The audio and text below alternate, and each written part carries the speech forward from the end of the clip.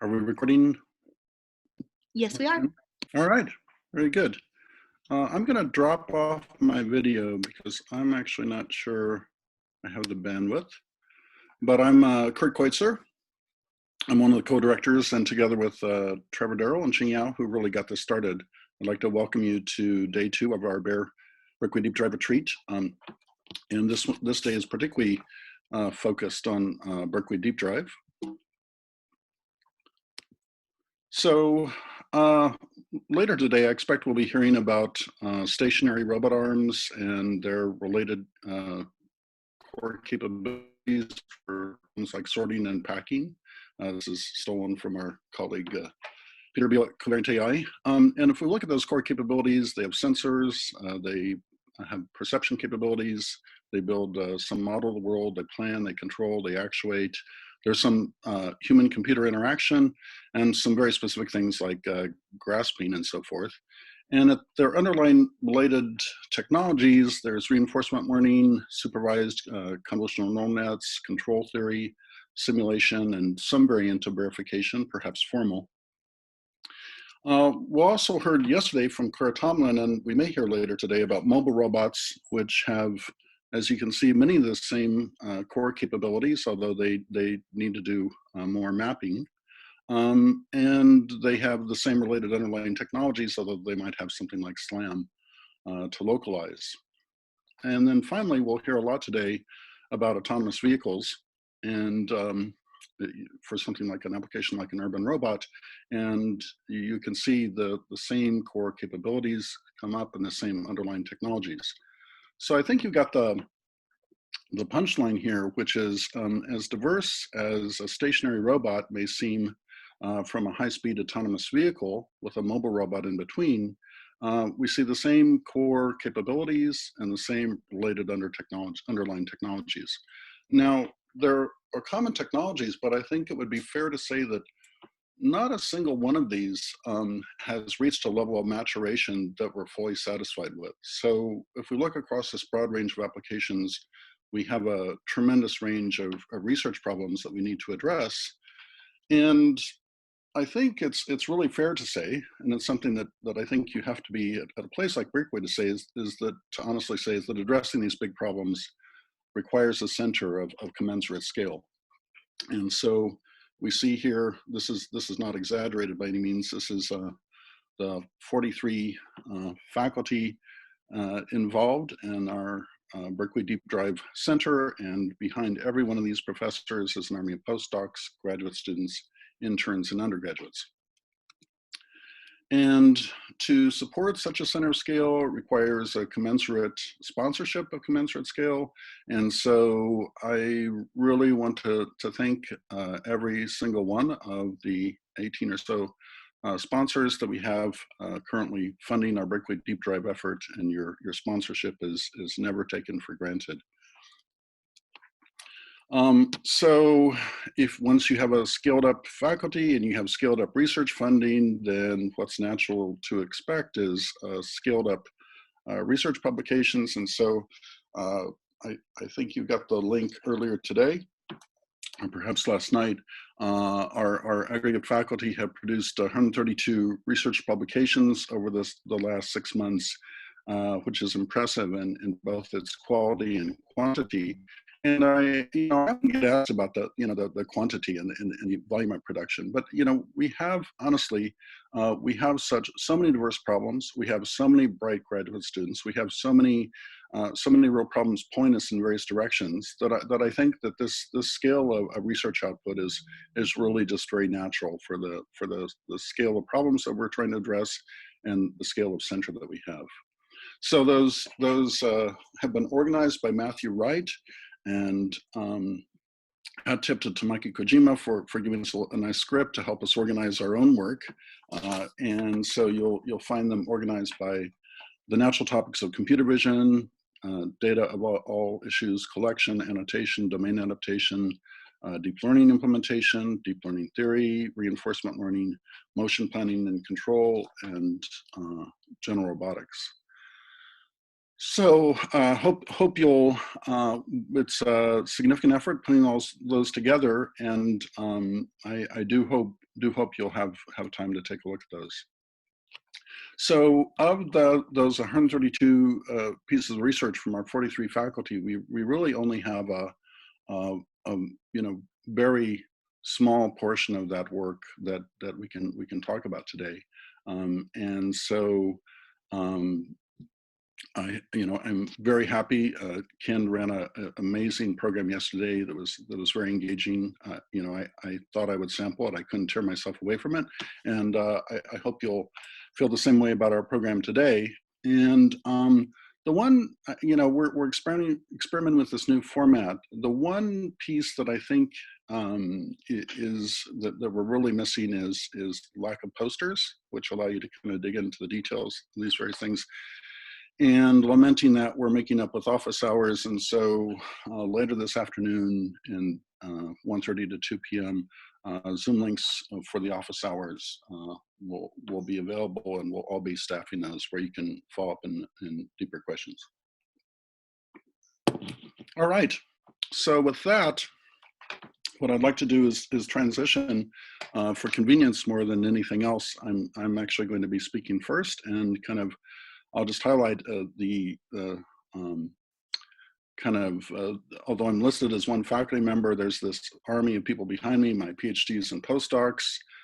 We have increasing number of interns and master's level researchers. We have a quite collaborative environment.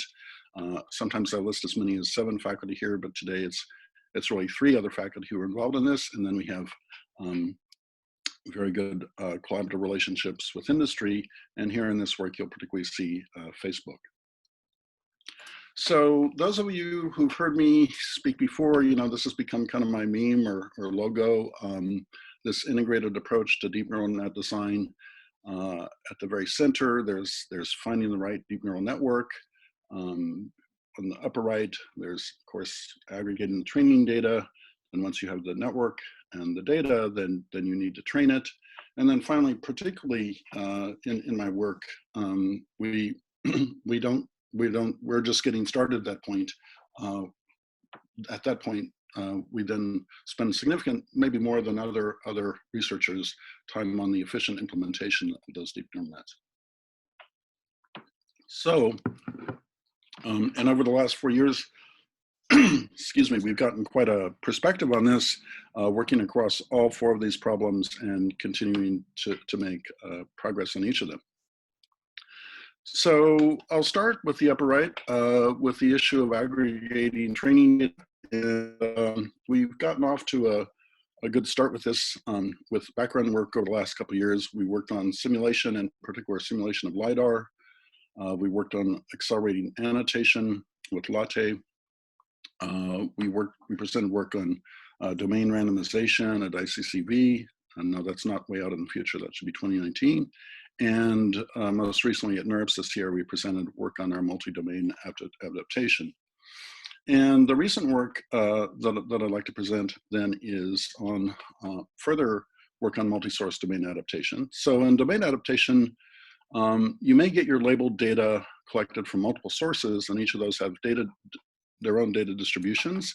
And these different sources may have different relationships with regard to the target. So again, the scenario is we would like to, with modest retraining, be able to adapt to a new target. For example, if we've collected a lot of data in say one city, we would like for that to be with modest new training data in a new city for an autonomous vehicle, be able to adapt that. So the problem is that different samples from the same source domain may have different similarities from the target samples. So the way that we're addressing this is in what we call multi-source distilling domain adaptation. So kind of going left to right here, we learn discriminative representations of the target for each source. We select distilled examples from each source to fine-tune the source classifier. And then we actually design a novel weighting strategy in order to combine these multiple predictions. So here we see the feature visualization before adaptation and after adaptation. And just to get to the numbers, I'll try not to bore you with too many tables, but obviously you kind of know where this is heading. we've been able to produce better or kind of new state-of-the-art results with this approach, and we presented that at AAAI this year. Okay, sorry, I'm going to have to kind of blaze through this. It's always a dilemma for me whether to go deep into just one or two things or to try to expand, but I did want to present the variety of research that's actually being funded by Berkeley Deep Drive. This work on domain adaptation is one of those. So, excuse me, at the core of this, there's the issue of finding the right deep neural network. And we learned over the years a lot of lessons, starting with our experience with SqueezeNet. And the first of those is, if you look at the table below, we were able to reduce the size from AlexNet to SqueezeNet by a factor of 50. And excuse me, I'm always a little bit annoyed when people say through compression, because this was not any kind of automated compression and so forth. This 50x was achieved by original human model design. And then we did use compression subsequently. Working with Songhan, we got an additional factor of 10x to compress that even further down to 500 kilobytes. So with that and a whole variety of other nets that you may be familiar with, SqueezeNet, SqueezeSeg, and so forth, we became somewhat known for this art of efficient deep neural net design. So we have a number of design principles that we learned, economizing on layers while retaining accuracy.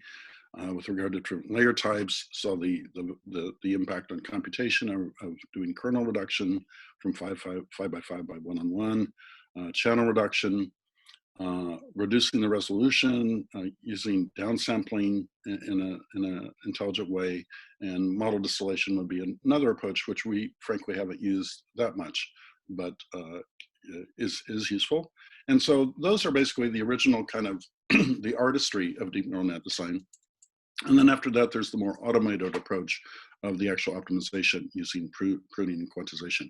And I guess, you know, just, you know, I'll just mention, I guess, brag that I guess not a NeurIPS or CVPR has gone by that I haven't been asked to speak at one workshop or another on this, an efficient art of deep neural net.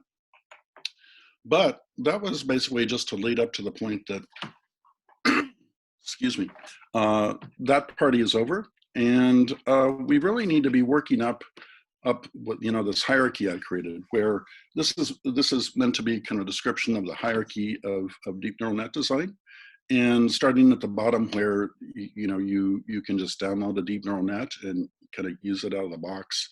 The next level of sophistication, I think, is to download it, perhaps augment the data that was originally used to train it, and incrementally train it. And then I think for some years then the focus has been around the manual process of designing and training the deep neural net. And if you don't get anything else out of the talk today, what I would like to point out is that I think that we should really be prepared, if we're not already doing it, to move from a world of manual deep neural net design, how hard we worked on that and how many experts we might have, to using actually automated neural architecture search to design the deep neural network. So I'll describe that briefly, and this is captured in this slide, where at the very center is an implicit representation of the design space that we will be exploring.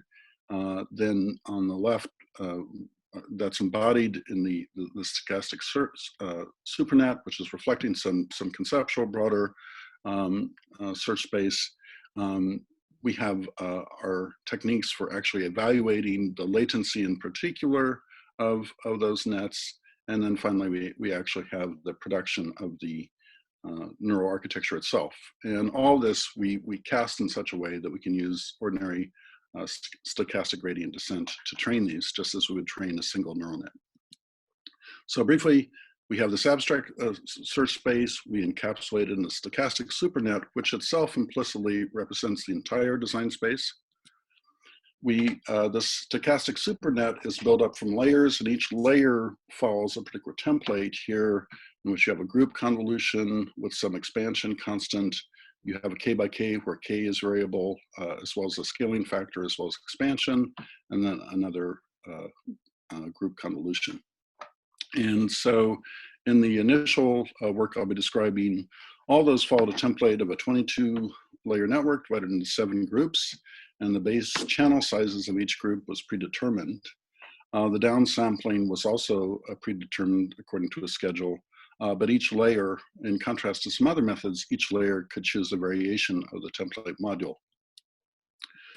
So to then actually get latency of a point in the design space. What is a point? That's one entire deep neural net design. Essentially, we pre-characterized the latency of individual layers across different parameter variations. And yes, that took a lot of simulation time. And then we approximated the overall latency as the sum of the latency of the layers of the deep neural net. Then we simply plug that into the stochastic gradient optimization to minimize the loss function. And this we presented last move, and this was done very much in collaboration with Facebook. Frankly, we could have never done this without their computational resources. So demonstrating this, so at that time, MobileNet v2, Andrew Howard's MobileNet v2 was our competitor. And so what we show below here is basically the height of the rectangle is the expansion factor of a layer. So we're looking at essentially an abstraction of a deep neural net across kind of 22 template layers. A blue rectangle indicates a 3x3, a green 5x5, and if there's a blank rectangle there, it means that you have a skip layer. So this kind of gives you a way of comparing side by side relative to MobileNet v2. We see we have fewer layers, although we use heavier duty convolutions at a number of the layers. So what you see now above is looking at ImageNet accuracy on the y-axis and latency, which was our primary optimization on the x-axis. What we see is FBNet was superior to MNESNet, as well as from our principal competitor, MobileNet v2. And each data point there represents a particular neural net design with particular parameters. So we were both higher accuracy and faster. And this is probably most pronounced at those of you who are very interested in very tiny models, the kind of models that might be used in IoT devices. We had a much more accurate and lower latency net at tiny levels. So that was as of CVPR last year, but there was still work to be done. So you notice that we had kind of a fixed notion of the number of channels in a deep neural net. And so the question was how to search over channels. And Alvin Wellen, actually Joey Gonzalez, student, came up with a bright idea of how to essentially put those in the optimization function. Again, if you think of this in terms of a mechanism for execution, that's going to get you confused. Remember, we're trying to cast this in such a way that we can actually do optimization over it. Okay, so searching over the channel sizes was done with masking, and this has allowed us basically to do continuous channel, determine channels on a layer by layer continuous basis. And then a similar approach was with regard to input resolution. Again, remember in our first FBNet, we had a very fixed downsampling approach through pooling. And rather than this fixed schedule, we could search over input resolutions, essentially over masking the image and then choosing. So we see like from bottom to top, no masking, a particular higher resolution masking strategy, and then a lower resolution masking strategy. And this again allows us to cast it in the same optimization framework. So you kind of know where this is going. What we have on the rows here are kind of, I think it's fair to say all of our major competitors from Google, MIT, and MEGV. And what we have here is this combined, at the lower rows, our combined collaboration with Facebook and Berkeley for FBNet v1 and v2. And you can see we made good progress in terms of incorporating many of the key factors for deep neural net design into the single optimization framework. So Andrew Howard never lets a conference go by without beating his last results. So we beat up on V2 before. Now MobileNet V3 was his most recent work, and you can see that FBNet V2, again, each little plus sign there represents a data point, kind of dominates it both in terms of accuracy and speed. Okay, so kind of similar to my prior point, this may have sounded like a lot of chest beating, but that's really not the point of this at all. We made a lot of progress on ImageNet classification with small nets suitable for mobile applications, but the real point of this is really to contextualize what we've done and what we've not done, because I think there's a lot of work to do. So let me just inventory that. So there's you have 1 minute. I'm sorry? It's your 1 minute reminder. Sorry to interrupt. Okay, thank you. I think I saved okay. I shouldn't use the time that I saved on the intro, I guess, for my own talk. But okay. So briefly, there's a lot of work to do on just the problems of classification object detection that we're already doing. And then there's accommodating much more complex model types than we've tackled before. I'd particularly accentuate multitasking, 3D, and video among those. To do that, we have to increase the efficiency of the design space, and we have many new frontiers of applications outside of the computer vision applications, audio processing and natural language processing. So in my last bit of time here, let me talk about work that we've been doing on efficiency. And last time we met, I talked about Hawk v2, where we use the Hessian essentially to help drive our bits of precision that we can use on a layer by layer basis. And so with that approach, we were able to address one of our deep dive projects. We're trying to be able to do in-car NLP. And so we were actually able to quantize BERT models. I think we were the first to heavily quantize BERT models with an approach called QBERT, which we presented at AAAI this year.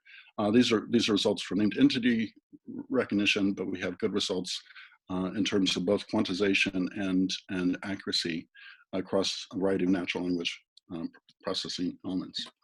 So one last thing I'd like to mention is that quantization is important, but sometimes we actually can't get our hands on the data to do this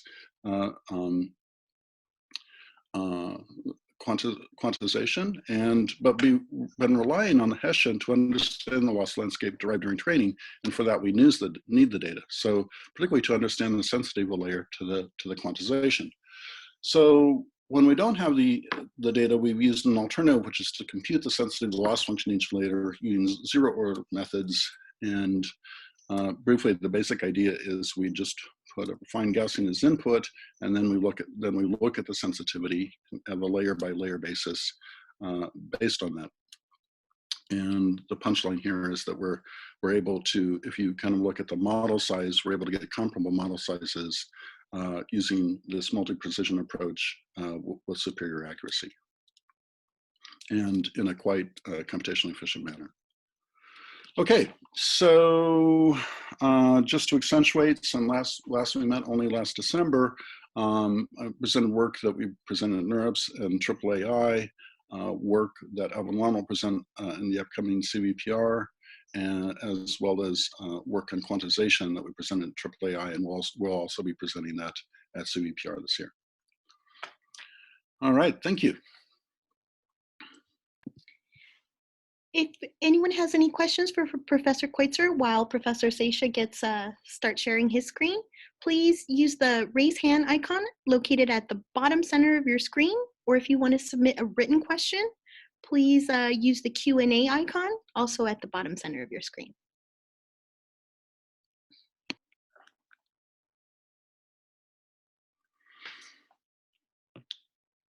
So let me just say that I will be having my office hour at 1:30 today, and I'll be happy to entertain these questions. Also, you know, I can't put other faculty on the spot for this promise or challenge, but if there's a particular piece of work, I mean, I really lament that you don't have the opportunity, or sponsors don't have the opportunity to come to posters. So if there's particular work that you're interested in, we'll try and put together little Zoom sessions focused on the work that I mentioned, or any of the recent work that we've done.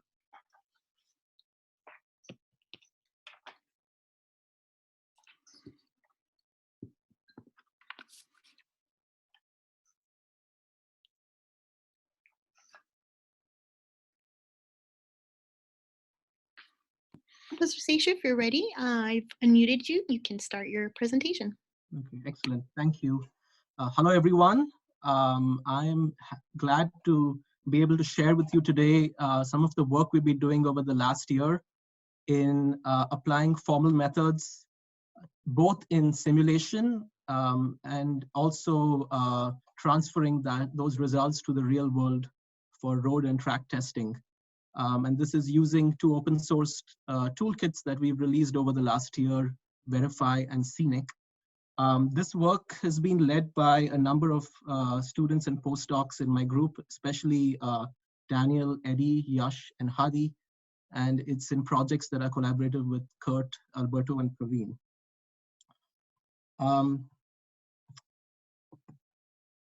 So the focus of my work in the context of the BDD project is in improving safety of autonomous vehicles using formal methods, computational techniques for design and verification of systems.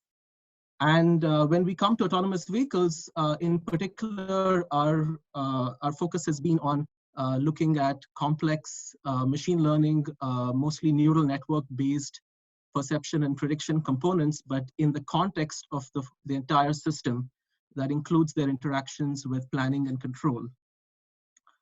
And the one thing that we've realized in our more than 2 years of working on this topic is that you need a tool chain that really is integrative, that integrates design and verification tasks with data generation and the training and testing of machine learning models. And so we've tried to build this in the tools that we've created. And also we designed our tools to work with state-of-the-art simulation simulators and simulation frameworks, because I think, as we all probably agree, simulation is extremely important for being able to analyze and design your system for complex environment scenarios for which real-world data is either hard or impossible to get. So let me start with a quick recap of some of the things we've presented at the previous couple of meetings, and then I'll dive into some of the new results on transferring from simulation to the real world. So some time ago, we published our work on Scenic, which is a probabilistic programming language that we use to both model the environment of an autonomous system, including autonomous vehicles, of course, and also it is generative, so it can generate data for training, testing, and also designing machine learning models. So Scenic is a domain-specific language that looks like a mix between Python and English. You see a little snippet there. This is a scenario of a badly parked car. And when we connect the Scenic interpreter to the backend renderer, in this case, GTA 5, it generates a variety of images that are all instances of this particular scenario of a badly parked car. And we've shown in the past that we can write fairly small Scenic programs for complex scenarios like bumper-to-bumper traffic or platoons of vehicles and generate data for a number of use cases. So one of the use cases has been in generating data that covers corner case situations that you don't have typically in a data set. And this can be used to retrain and improve the performance of your ML model significantly. We've also used it in debugging failures by systematically varying the scenario, kind of a delta debugging of the Scenic program. And we can use that to explain failures of neural networks. More on that in the next slide. And we've also used it to do design space exploration, which I think is something that would really connect with the previous presentation. But very recently, this is work that we have done in the last 6 to 9 months, which will appear at CPPR this year as an oral presentation. We've done work where you can take a scenic program, which is what you see here on the left, and you can use that to generate a lot of data, which is the second column here. And some of the data will result in failures, misdetections. So that's the top half. Some of the data results in correct detections. That's the green bottom half. We now have a system, automated system, that can extract rules that one can use to explain the failures. And this is extracted from the failure images and the success images respectively. We can add those rules back into the scenic program. And this will then generate a new modified programs, which when you use to generate new data, will generate data that is much highly correlated with either failures or successes. So we can now, using these modified scenic programs, we can get a better or deeper understanding of where the failures are in your neural network perception component and what sorts of environments lead to those failures, and use it to do more targeted data generation and retraining and redesign. So that's all I'll talk about this. If you're more interested in this, I'll be happy to expand on this during the office hour. We've also integrated Scenic in with a toolkit that implements a number of the techniques that we've presented at BDD and other meetings over the last few years. So the Verify toolkit supports a range of design analysis tasks, including verification, debugging, and synthesis. It takes in essentially the system that an executable description of the system that you can run in a simulator, a model of the environment as a scenic program, and then a specification, either objective functions or logic specifications that describe what are desired or undesired behaviors. And the key innovation in the Verify toolkit is the semantic feature space representation. So we take a scenic program and compile it into an internal representation over which all our search algorithms work. And these are the algorithms that then search for bugs or for other kinds of interesting behaviors that you might want to use either for finding failures or augmenting your data set, or even to do synthesis of hyperparameters or model parameters. So what I'd like to do in the rest of my presentation is talk about how we now have been trying to understand and bridge the gap between simulation and the real world. And there are two key questions here. The first is, our experience has been that we can find lots and lots of safety violations in simulation. And as I'm sure some of you have asked in previous meetings, what does that really mean for the real world? Do these safety violations transfer to the real world? And if so, how well do they transfer? The second question is, real world testing on the track or on the road is expensive, it's tedious, and it's time consuming. I have firsthand experience of that, having worked at the Gomentum test facility with collaborators over the last few months. It takes like half a day to just set things up for an experiment, and then there are so many little things that can go wrong. So you really want to use that time well. And our focus has been on trying to use formally guided simulation to design experiments for the road or for the track. And we just published a paper a couple of weeks ago on our experience, and I'm going to share it over the next 5 to 10 minutes with you. So this formal scenario-based test generation using the two toolkits I just presented, Verify and Scenic, here's how it works. You start with a simulated world. So you pick your favorite simulator, you create a digital twin of the region, the area in which you want to test. You then specify your environment scenario as a scenic program. You also specify your safety property, your safety metrics. And then those are all inputs into our Verify toolkit. In particular, we used our temporal logic falsification capabilities to find test cases that are either safe or unsafe. So we have a safety property, and if that safety property, like, you know, not getting too close to another object in the environment, if that is violated, then it's an unsafe test case. Otherwise, it's a safe test case. We then take these sets of test cases and do test case selection for execution on the track. And then we implement that on hardware on the track, including using pedestrian dummies or other props that people use in track testing. We generated data from that and then analyzed the data to generate results and insights. This has been a collaboration with AAA and LG. AAA operates the Momentum testing grounds, which they tell me is one of the largest test facilities in the country. LG has an open source simulator called LG SVL, which includes full AV stack simulation, including for an autonomous vehicle. They used it with us in this project that runs Baidu's Apollo software.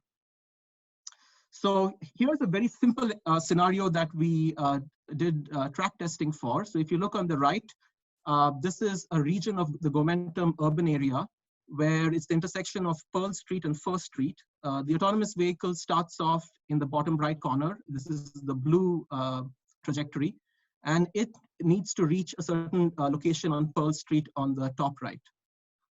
At the same time, there's a pedestrian dummy that starts at the yellow dot, and the pedestrian is going to do the following thing: walk across the road in the path of the AV, but hesitate in the middle of the road before continuing on to the red dot. Okay, the particular AV we used was a Lincoln MKZ running Apollo 3.5. Professor Seshia, this is your 1 minute warning. We modeled the scenario with Scenic, with actually an extension of Scenic that allows for specification of dynamic behaviors. And we had 3 parameters in particular that mattered.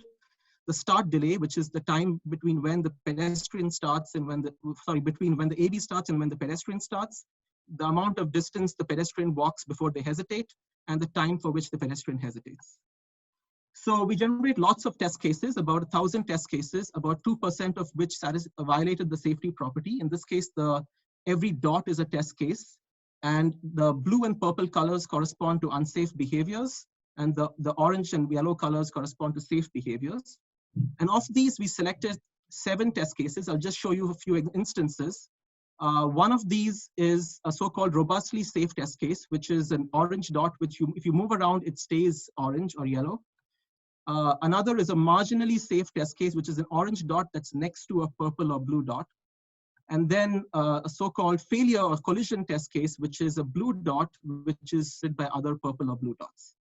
Okay, so here's an actual failure case. But before that, before playing the video, let me say that what we found was of the test cases that were unsafe in simulation and we executed on the track, 62% of those were actually unsafe on the road, and one of them was a collision.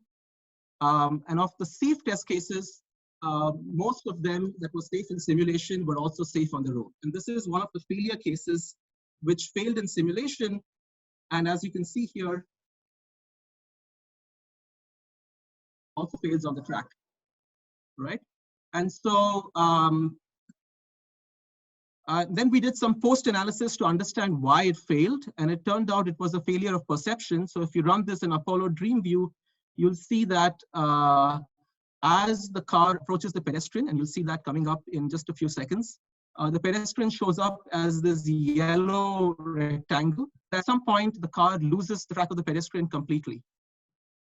Okay, so right around here, you'll see the yellow rectangle completely disappear for a bit, and now the car continues, and that's the collision. We also compared the trajectories on the track versus in simulation. And so here for the AV, green is the real trajectory, blue is all a bunch of simulation. You see they match up reasonably well, but not perfectly. We have actual metrics in the paper that quantify this gap. And for the pedestrian, the match is much better. One of the things you see here is on the right, you see in the failure case, in the real vehicle, it stopped when it's pedestrian. In the simulator, it continues on. Right? And this is obviously a big simulator that they in the real world. All right, so to conclude, we have these 2 tools, Scenic that allows for easy modeling of complex scenarios and the associated data generation tasks, Verify, which covers a range of design and verification and debugging activities. We've shown that the combination can be used to bridge the sim. And there's a number of direct tools that are also in the BDD repository. And we'll be happy to work with sponsors and other collaborators. Thank you. Thank you, Professor. We have one question, which is from Rishao Ren, and he asked, which is the bottleneck for photorealistic simulations? High fidelity rendering or realistic 3D engine or other vehicle behaviors? Which is the bottleneck? So I should mention we're users of simulators, but not designers of simulators. But in my use case, we haven't found any limitations in the photorealism of rendering. I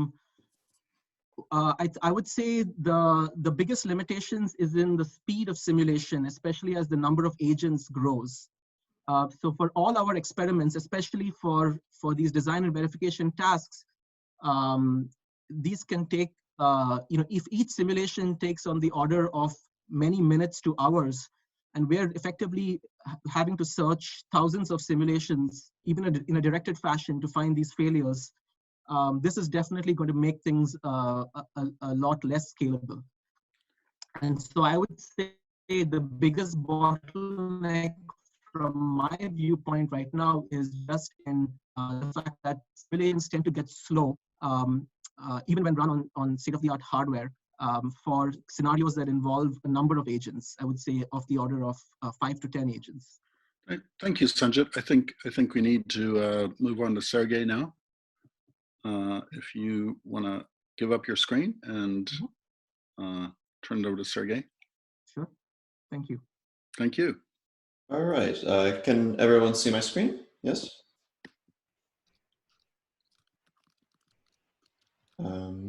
Yes, we can see your screen. Thank you. Great.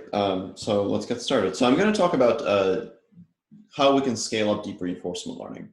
So as I'm sure all of you know, deep learning is a really powerful tool to help us handle unstructured environments, right? From image recognition to translating text to recognizing speech.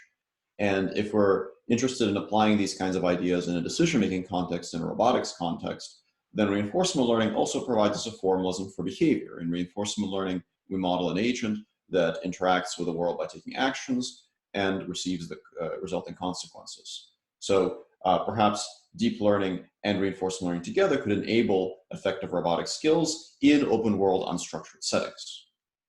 Now, of course, reinforcement learning has worked out pretty well in a range of interesting domains, but a lot of these have been kind of game playing domains like Atari games and Go and simple robotic skills. And there's a really big gap between the kind of domains where reinforcement learning has been successful so far and the kind of large open world domains where more conventional supervised deep learning methods have succeeded, like open world image classification. So what is it that we need to do? What is it that's missing in order to bring the success of reinforcement learning to these large open world settings? I think to begin to answer this question, we can look at what it really takes to run reinforcement learning in the real world on real physical robotic systems. So I'll illustrate this with a few examples. A few years ago, we did some experiments where a robotic arm with a hand learned to open a door. And we were pretty happy with these results because the robot could learn to open the door.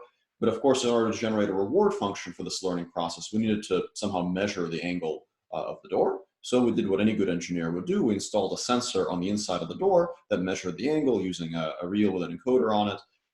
And this worked, but the problem is that this is no longer a system that's viable for open world settings. You can't, for example, put this robot in your house and have it learn to open your door unless your door is also instrumented with a sensor.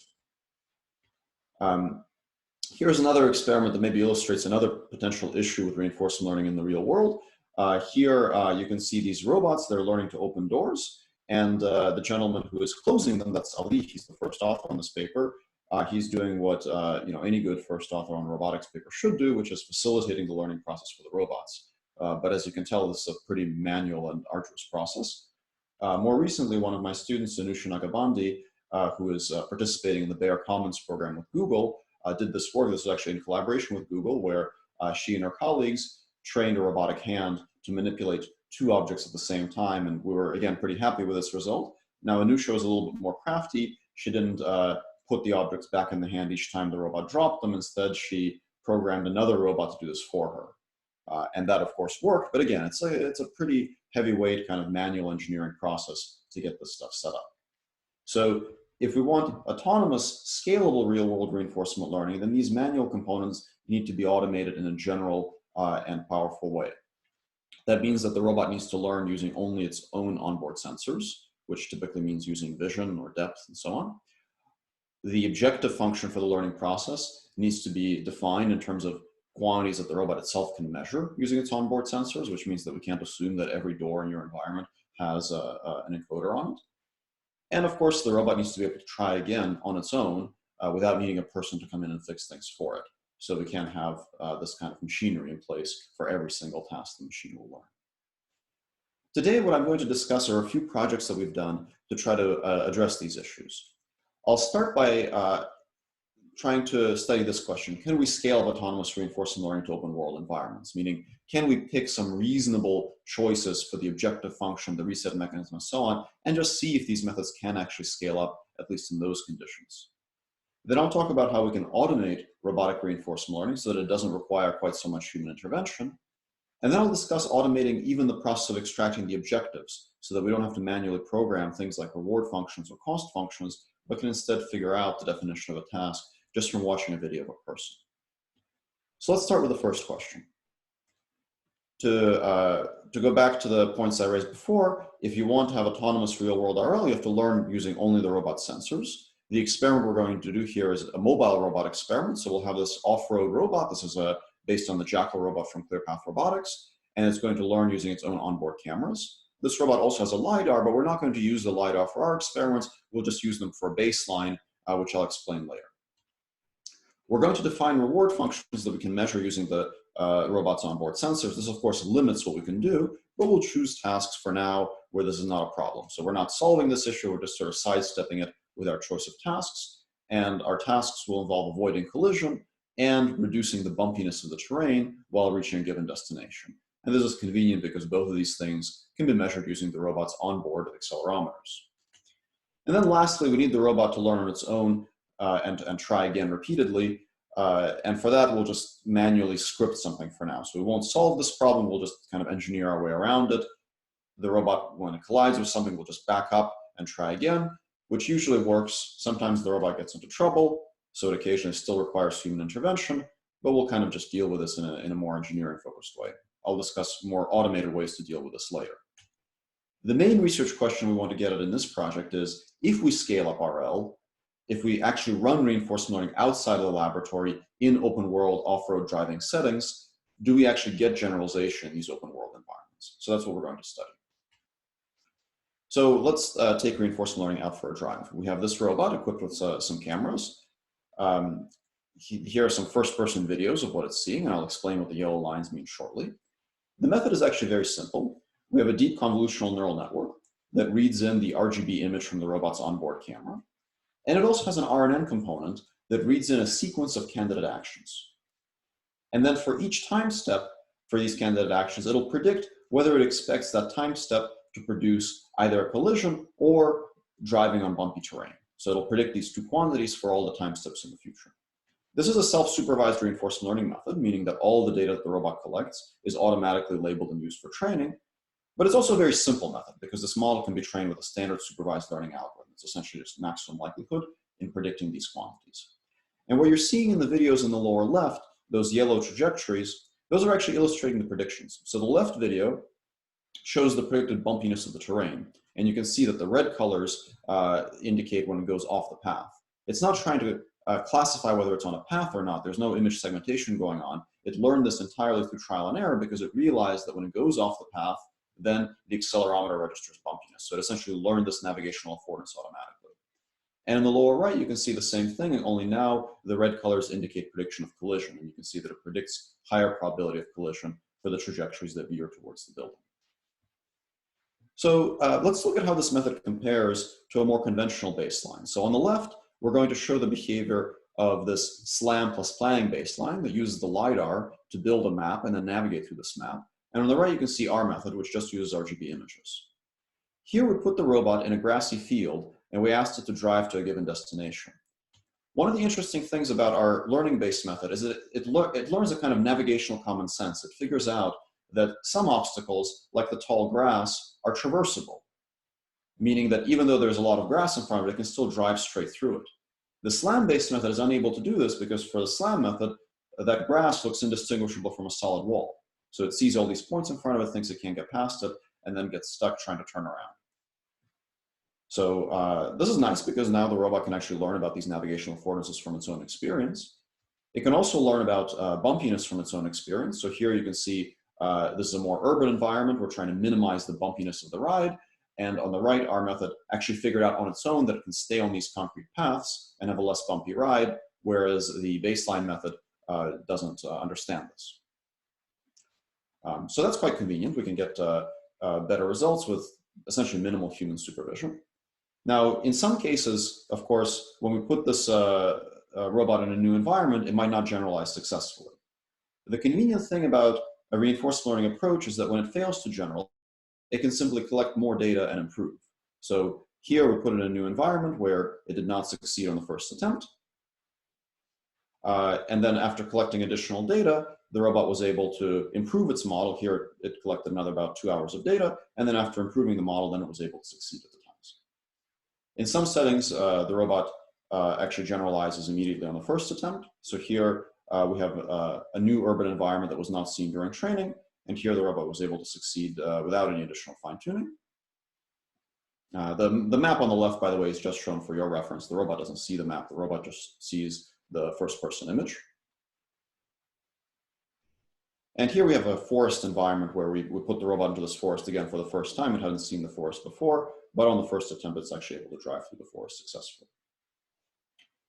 All right, the next question I'll talk about is how we can automate robotic reinforcement learning so that it doesn't require so much human intervention. So here I'm going to really focus on point number 3, get the robot to try again on its own. Let's use this task to try to understand this problem. Let's say that the robot needs to push a cup to a given location. So in a standard reinforcement learning setup, the robot attempts the task, uses that attempt to improve the policy, then the environment is reset, perhaps manually by a person, and the robot attempts the task again. At test time, the environment is reset into a new state, and the robot should perform the task. So in a sense, the reset encodes some knowledge about the initial state distribution from which the robot needs to perform the task successfully. If the robot does not get a reset, then something very unfortunate will happen. It will attempt the task. If it didn't succeed, of course, it'll keep trying, but once it's able to get the task, get the cup to the destination successfully, it doesn't have any motivation to keep trying anything else. It'll just learn to sit there and wait. So that at test time, when the cup is placed in a new location, the robot will essentially fail because it doesn't have this knowledge about which states are important. So one of the things we can do is that when a reset is not available, we can actually train a second policy that will reset the robot in a way that encourages it to learn. So we call this the perturbation controller. When the robot attempts the task, the perturbation controller then takes over and puts it in a new state from which it can attempt the task again. And crucially, the perturbation controller is trying to find states that are different from the states that it has seen before, which forces the forward policy to succeed from the widest possible range of states. So the perturbation controller forces the policy to succeed from many different conditions. It's trained in the loop together with a forward policy. So we don't need a perturbation controller to be trained in advance. They're actually trained together. And the reward for the perturbation controller is simply to visit novel states. So that at test time, when the environment is placed in a new condition, that condition might be one of the ones that was seen and the robot is more likely to succeed. So here's an evaluation of this. We set up this 3-fingered robotic claw. And the goal for this robot is to move the beads on the abacus so that 2 of them are on the left and 2 of them are on the right, regardless of their initial configuration. We set up training where the robot receives raw image observations, so it has to learn from its own onboard sensors. The reward has to be learned as well via an image classifier, and of course there are no manual resets, so it has to use the perturbation controller. So what you're seeing here is the entire training process. So at the beginning of training, we have to provide the robot with some examples of successful outcomes so it can learn the classifier. This is the only manual part of the process. So you can see what the person here is doing is just putting the beads back into the goal location so that we can record multiple examples of success. And then training begins. Training here is fully automatic. So the student who's running this experiment at this point can go home and take a nap. This is your 2-minute warning. The robot will continue to train, and it will train for about, in this case, 25 hours. After 25 hours, with no human intervention, it'll actually be able to perform the task consistently from pretty much any position. So here on the right, you can see some examples of testing the robot in different situations. Some situations are harder than others, but it actually succeeds pretty reliably in the end from all of them. All right.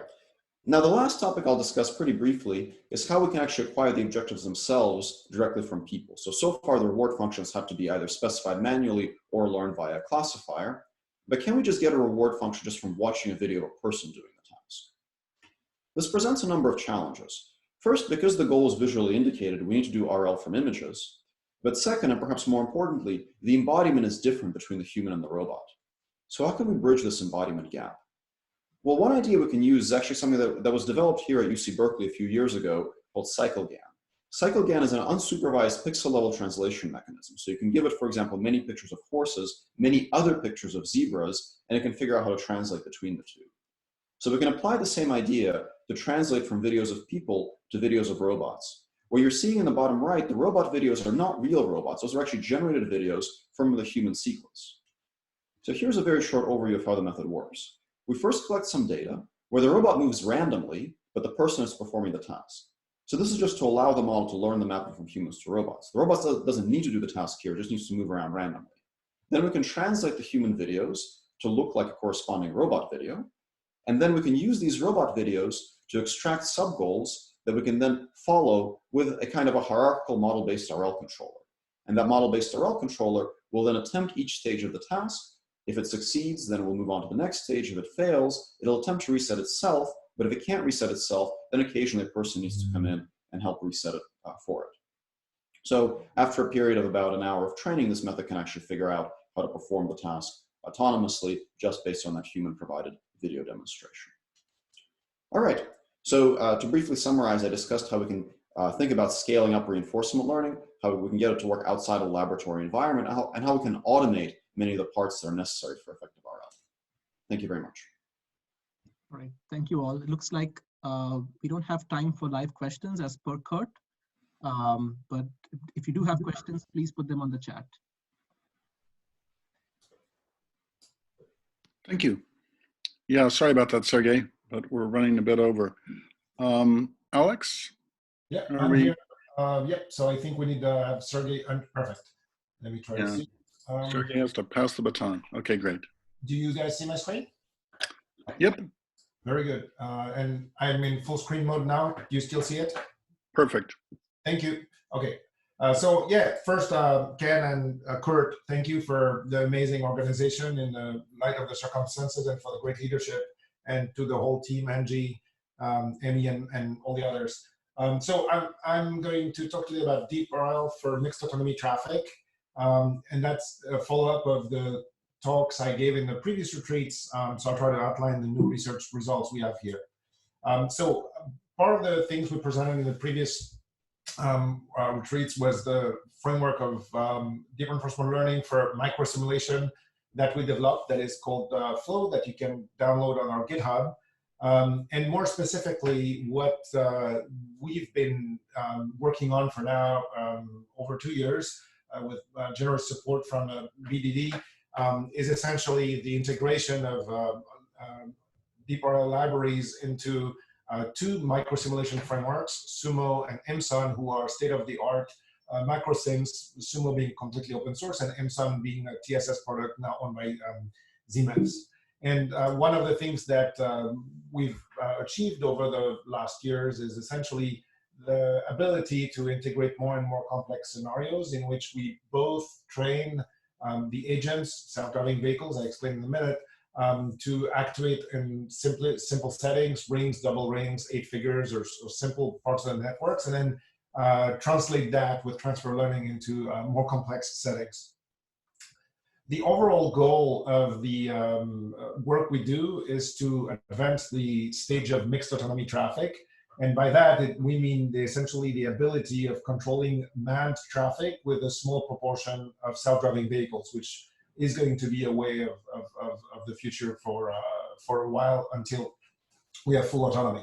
And so in Coral, 2 years ago, we launched what we hope at some point will become a form of Mujoko of mixed autonomy traffic. And so now what we're trying to do is to see how we can migrate all the work we've done to the field. Losing control here. Hold on. Oh. Okay. Okay, I'm just not sure what's happening. Just a second. Okay. Okay. Okay, perfect. So one of the first targets we have over the next 2 years now is the disappearance or the removal or smoothing of what we call stop and go traffic or phantom jams, which you can see happening on the left and right picture here in real settings. And so these are congestion waves that are not generated by demand. So in other words, the reason why this is happening is not due to the fact that there's too much demand on the capacity of the freeway, but simply by the inability of humans to regulate themselves. And you might remember from the previous retreats, these two videos, which we showed. The one on the left being an experiment run in 2008 in Japan by Sugiyama, in which people were asked to drive at 25 miles an hour and essentially unable to maintain distances and regularity.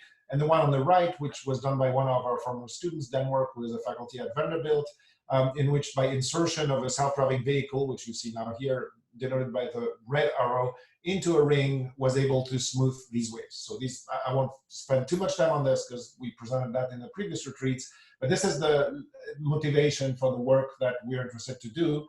What worked very nicely in the experimental setting of a ring is something we are going to try in Nashville, Tennessee over the years to come on the actual freeway, and I will show that towards the end of the talk today. The idea is the following. So what I'm showing now is a micro simulation in Sumo of a simple merge situation in which every white vehicle here on that picture denotes a human-driven vehicle.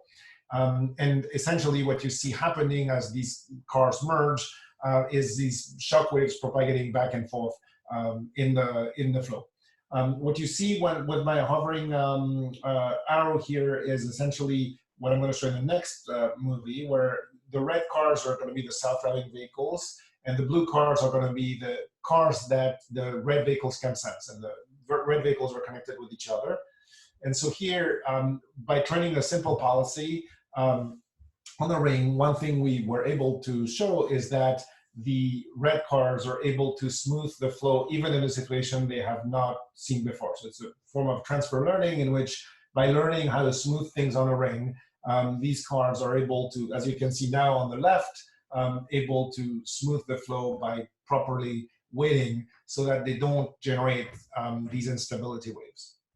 And so essentially what that means is that if you depict the trajectories of these vehicles as the vehicles go on the main line and are potentially interrupted in their progression by the merges, is that every time you have an insertion, you have these back propagating waves that happen. And what the interesting property of the transfer learning shows is that by learning to essentially wait on the ring, then the vehicles are able to do the same in a situation they have not seen before.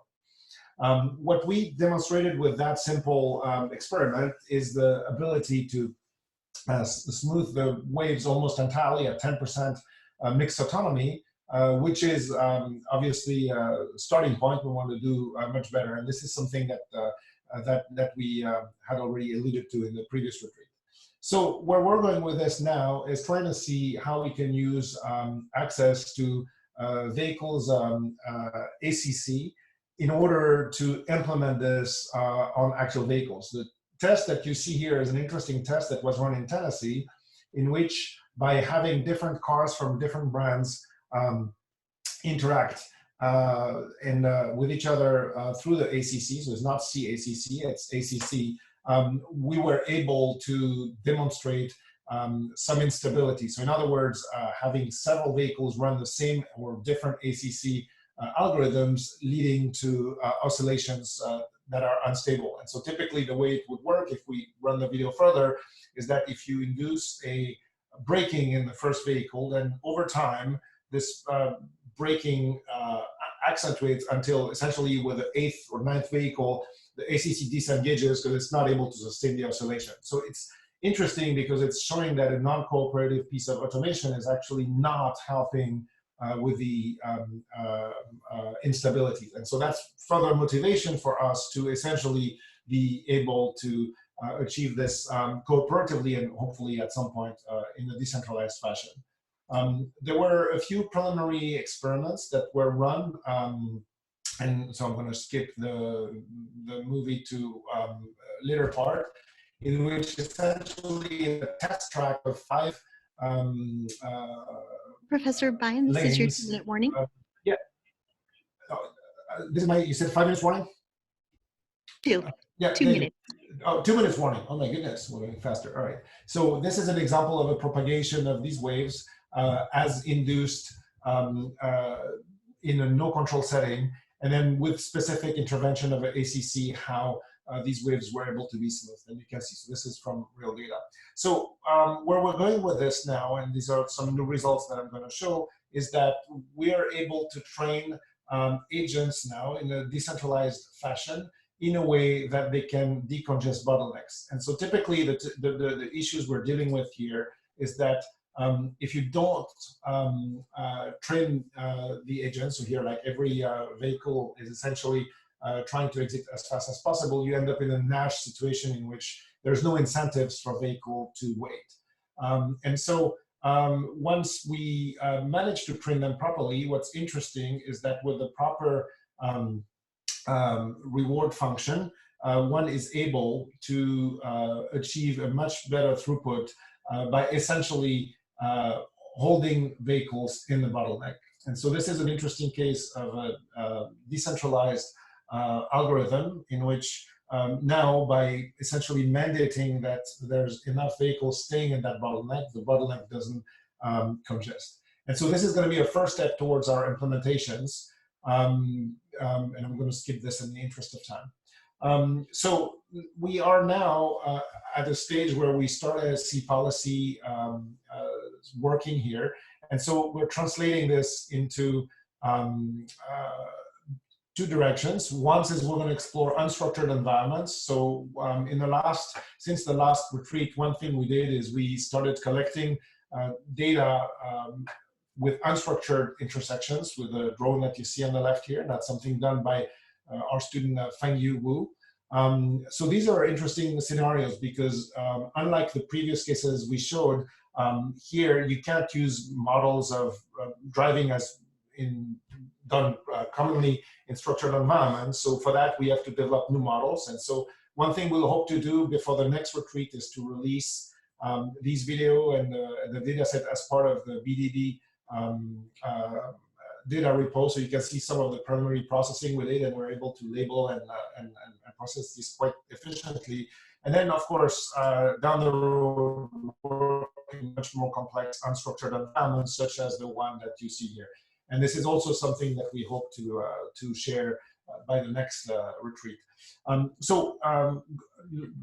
Trying to reach the conclusion, I'm going to also skip a little bit of things here and show you what we want to do over the next 6 months. So first, we want to acknowledge the fact that we've very productively worked with Toyota. Toyota has a very generously contributed to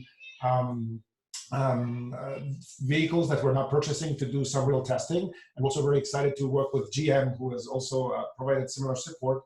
And so now what we're doing is we're accessing the ACC stack of these Toyota vehicles through Canvas, which we hope to use in an efficient way to implement this in real scenarios where we can start to do some real testing. And so finally, the test site, it's also new since the last retreat.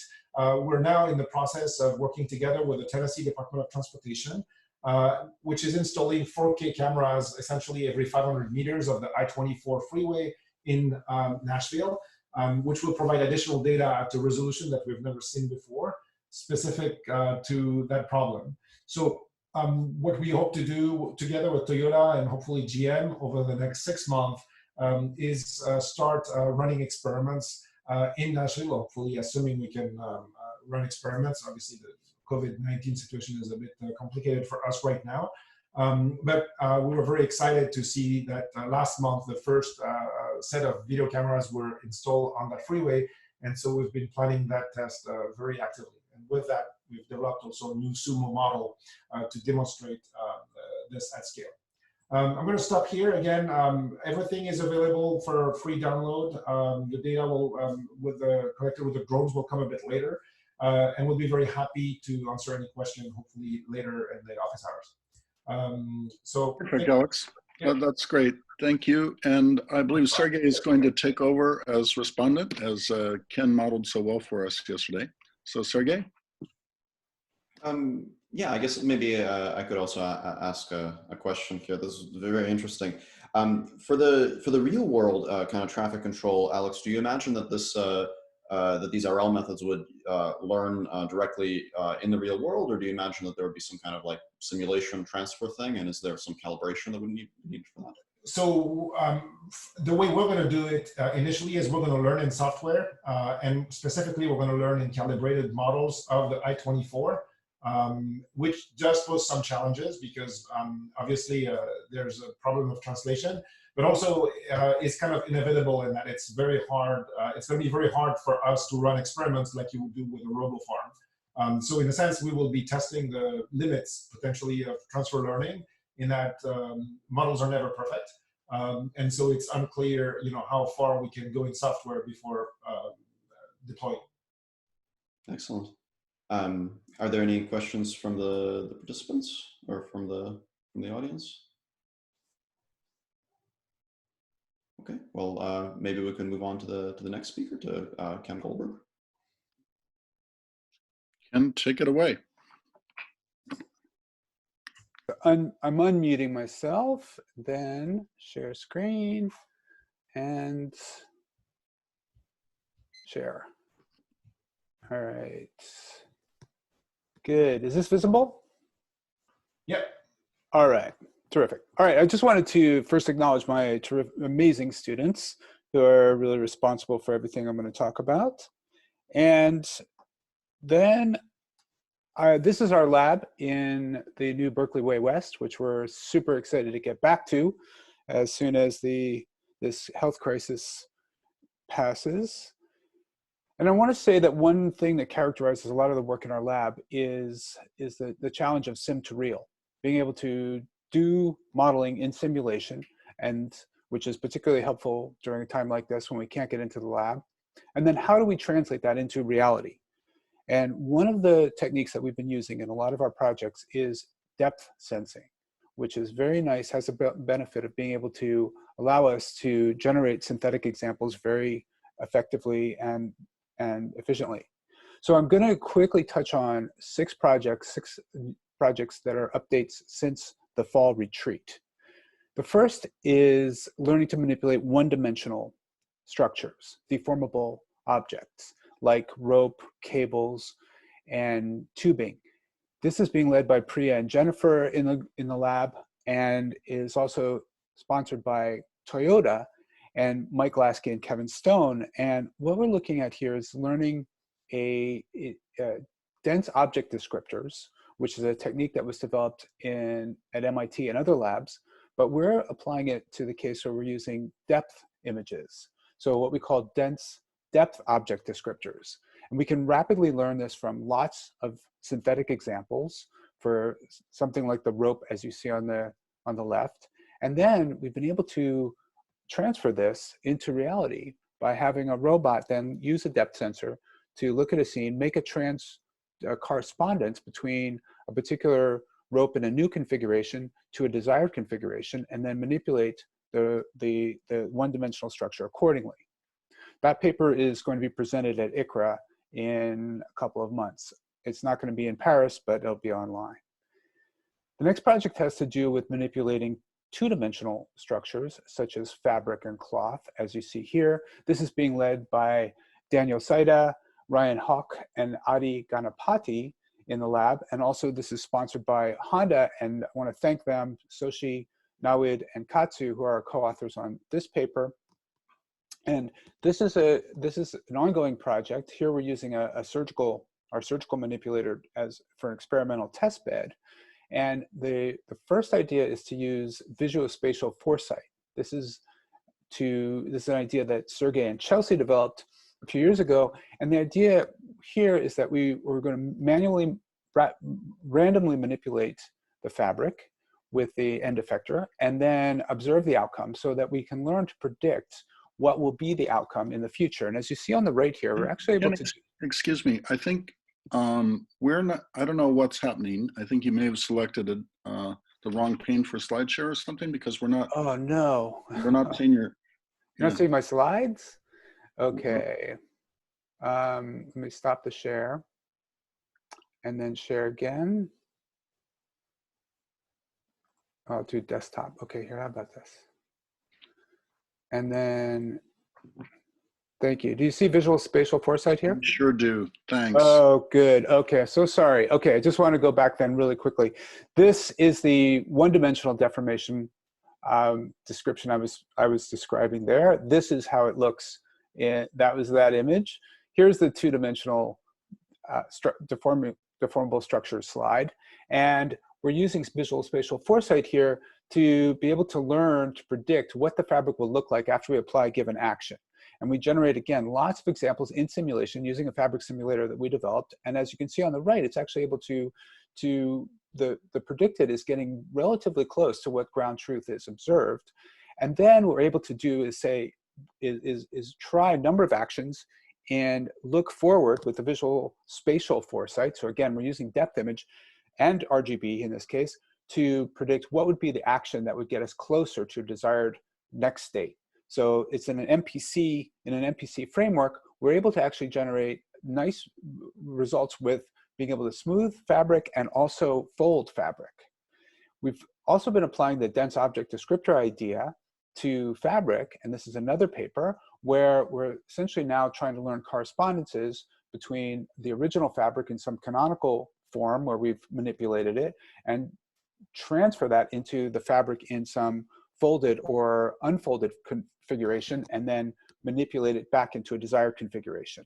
And this has also been showing very promising results, both for smoothing and folding. The next quick update is saved. I reported on this in the fall, and Brijan and Ashwin have been working on this. This is also connected with Google and Julian Ibars. And the update here very quickly, if you remember, saved is an attempt to learn stochastic control policies using a few demonstrations from a supervisor, and then be able to safely explore from those demonstrations by maintaining a safe set. And the extensions there is that we're now able to expand the original, the start set iteratively, and also expand the goal set. So this is a paper that is under review right now at Wafer. The next I want to talk about 3 more projects. X-ray is, again, related to our strong interest in e-commerce and fulfilling orders, which is a big bottleneck, especially today. And an ongoing project is something we call mechanical search. And here are the challenges. We have an object in a bin in a warehouse, and we have the particular object we're trying to recover. Let's say on the left, the target object. So the challenge is we look down and we see objects are a set of objects, and the target object is occluded. And we have to decide what actions to perform. Now, since we wrote our original paper on this, there's been a number of new papers that have come out, which is very exciting on this problem. And our latest result is what we call X-ray. And this is joint work with Anelia and Vincent at Google, and Mike Danielchuk is a student in my group. Here's the concept is that we want to learn something we call occupancy distributions. So that means that if we have an object, as you see on the left, the target object, and we see a scene with clutter, what we want to do is be able to have a distribution of where that object might be. Now, if we see a partial fragment of the object, then the distribution is fairly narrow centered on the target object. But if the object is completely obscured, as you see in the lower left, then the distribution is very large. There's a large number of places and placements, positions and orientations of that object that could be consistent with that image. So what we want to do, and the acronym here is X-ray, maximize reduction in support area of the occupancy distribution. So what we want to do is look at the occupancy distribution. We're going to learn that, and then reduce the occupancy distribution each time, so we can essentially narrow down where that object is actually present in the scene. So in this case, we're going to pick up that yellow mustard bottle to try and expose the red lighter. So in this case, the red lighter is already being seen. If you can, it just is peeking out a little bit. So the occupancy distribution is very narrow. We remove a different object in this case, and we reveal the target object. Now what we want to do is we want to pre-train networks for many different target objects. So what we do is we train them for objects of different aspect ratio. So we take aspect ratios from 1 to 10, and for each of those, we can generate synthetic examples, both of ground truth, and then we use a CNN to minimize the loss here, and here the errors between what we predicted and what is a ground truth. And once we iterate on that, then we have a trained network for each of the aspect ratios. So when we see a new object, a target object like the lighter, we can find the nearest aspect ratio, run that network, and it will predict where the object will be. Now here's some examples showing that for different objects and different aspect ratios, the system works surprisingly well. We're able to actually generate match the predicted occupancy distribution is very similar to ground truth. So now we compare this against a couple of baselines. One is just randomly remove objects from the bin. The other is remove the largest object from the bin. And the X-ray policy is to remove the object that will maximally reduce the support distribution. So in short, the idea here is that the X-ray does much better in simulation than random or the largest. It achieves success in being able to get the object in 82% of the time. And in physical experiments, it also does better than the baselines. Next is GOMP, which is our name for Grasp Optimized Motion Planning. And this is again motivated for... Just a quick 2-minute warning. Okay, thank you. And here the idea is, and this is a very exciting result. I won't have time to go into a lot of detail on it, but the idea is to use 1 degree of freedom that's inherent in the grasp to optimize the motion time for picking an object up and moving it into a target position, a new target position. So the new extension that we're very excited about is adding jerk limits.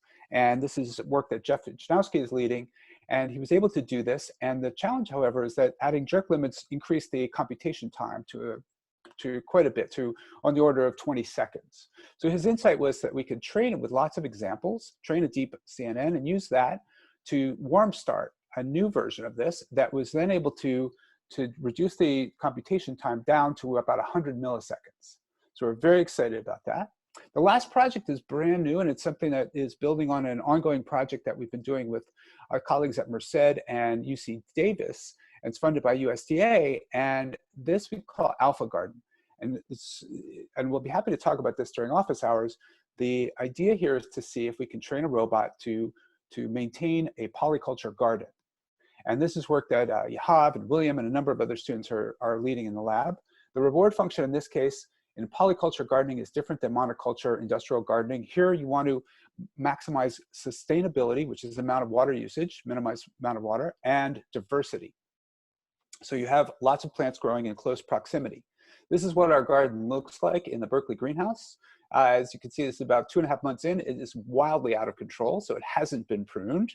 And the way we can do this is because it takes so long to run garden rollouts of different policies. We're doing this in simulation. So this is illustrating one of the rollouts in our simulator that's been trained on real plant parameters. So I will end there. This is a link to our website that has information more on the papers. And I'll just, in the seconds that are remaining, I'll just play this, this video that describes what's going on. All right, I am just about out of time, and I'll be happy to take any questions. Perfect timing, actually. And Alex, I wasn't sure on all the chat traffic. Did you want to take over as respondent? Sure, or if you want to do it, that's fine too. I had one question on the safe set.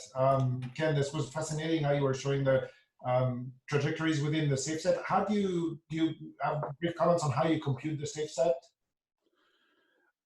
The safe set, that's a great question. So the detail of that is that we're essentially looking for trajectories that are guaranteed to allow you to return back into the safe set. So we use an ensemble method, see if those come back into the safe set. If we can take a number of steps away from the safe set and come back in, then we take all those states and add them to the safe set, if that makes sense. Total sense. Thank you. Ken, a few other questions that I'm reading now from the panelists. Is the fabric simulator run on CPUs or GPUs? From Richard Wren. Very good question.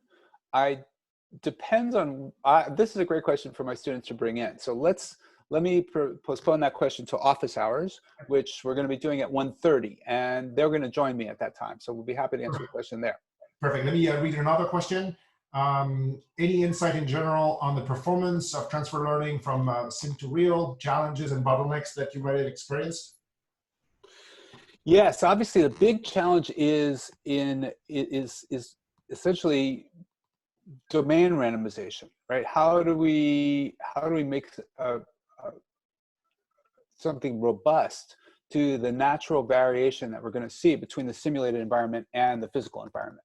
So there's a number of techniques that have been developed for doing this, and as you know, OpenAI uses for the Rubik's Cube manipulation. What I think is really important here is to be able to have realistic domain randomization. In other words, you can throw lots of random random images or random perturbations in there, but if we can tune the perturbations to the actual noise that will be experienced in the physical environment, that will help us learn policies that are robust to that specific noise. Wonderful. Kurt, I think I'm finished with the questions. That's all the questions I can read in the chat room. I'll hand it over back to you. Great, thank you. And I think we owe our attentive audience their 15-minute break, so thank you very much, Ken. Okay, and, my pleasure. We'll be resuming here at 11:40. Hey, Ken, real quick, can you move over a sec so people can see?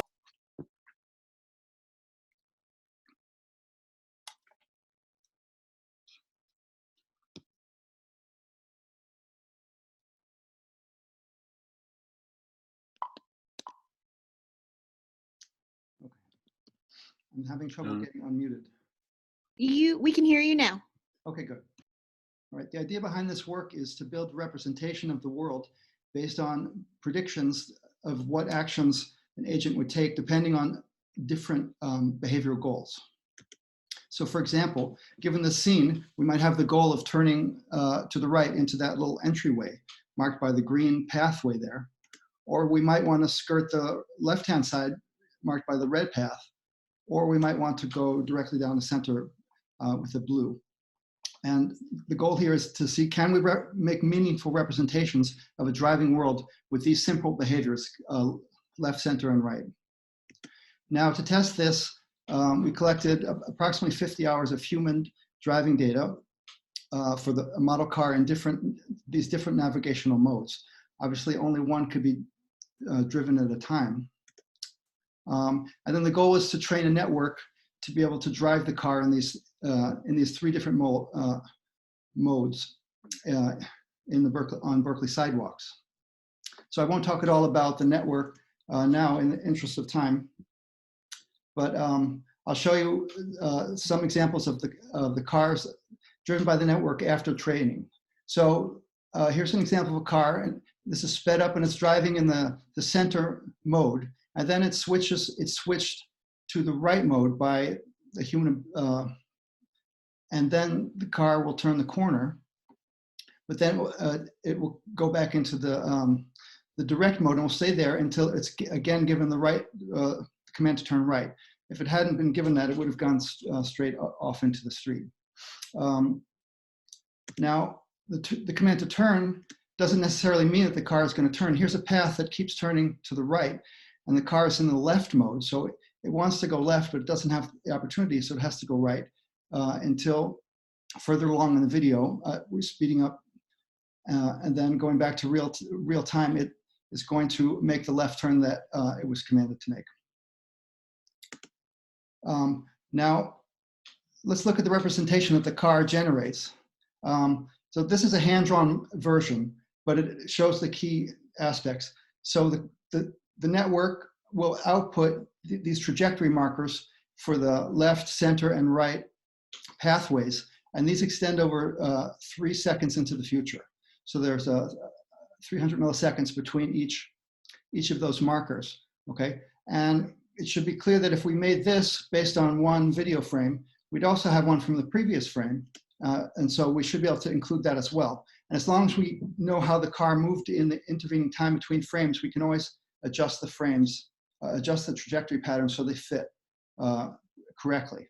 So now I'll show you a real version of this, and we'll ask the question, can it represent the environment? So now this is the network generating all 3 trajectory patterns as it moves through this complicated path here.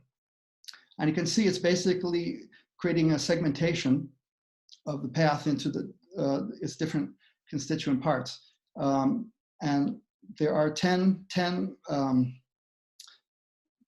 steps overlap, so that's why there's so many dots. It's integrating basically over 300 milliseconds to get this representation of the system. You can see here it splits because there are many different paths. Okay, so let's look at what can we do with these trajectory patterns. So here's an example of one, and how is this linked to, how would this match to real environments? And so here are 4 real environments that have trajectory patterns closely matching the one that I show above. And from the point of view of the pictures, they're extremely different from lighting and all sorts of factors, but they're all basically the same structure, and that's captured by the trajectory pattern. Now here's a very different one, and this will capture scenes that have very narrow paths, regardless of the different lighting patterns.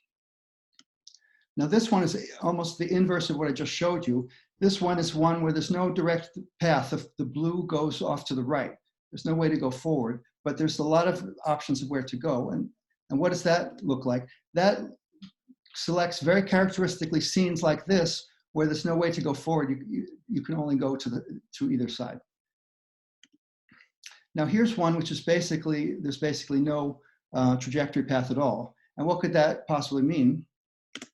It means this, that there's an obstacle that can't be avoided. An obstacle can be of different kinds, but all of these obstacles have trajectory patterns which are basically very similar to the one in the top, which is essentially nothing. So it seems that the shape of these patterns can be used to characterize the local environment, and that's a very powerful tool to use in planning of what future actions to take. Now, up to now, I've shown you generating these trajectory patterns based on camera data. So Ouster Incorporated gifted a LiDAR to this project, and that in the top 2 frames, those are data that are simultaneously generated by the LiDAR. And we collected data with the LiDAR as well and trained a network to do the same exact task.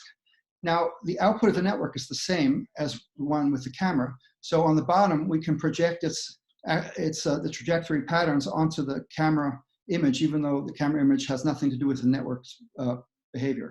And what we can see is that it's able to generate the same qualitative type of behavior. So the key point here is that we have totally different kinds of sensors, but they allow for the same output representation. Now, what's the advantage of that? Well, we can ask the question, why would we want multiple sensors in the first place? If a camera is good, why do we need a LiDAR and vice versa? And the answer is that in different situations, one of them may do well and the other one may not do so well. So in this example, the LiDAR, if you look at the blue line, it doesn't seem to recognize the path goes straight ahead. And that's probably because it's just a painted path on the street. Whereas the camera, the network following the camera images follows that path quite well. Here's an opposite example. So here is a scene with an extremely strong shadow going diagonally through the image, and it's very hard for the network is always fooled by this if it's following a camera, because it looks just like a structure and not a shadow. But the LiDAR is able to overcome that kind of problem. So if we have both sensors, we can have the opportunity to select the one that does the best, but how are we going to know which one that is? And the answer is, since we have the human data of what the correct answer is for every given scene, we can train classifier to decide, is this the kind of scene where the camera's going to be more reliable, or the LiDAR, or equally, or are they both likely to be wrong? And that would help us select and optimize using the different kinds of sensors.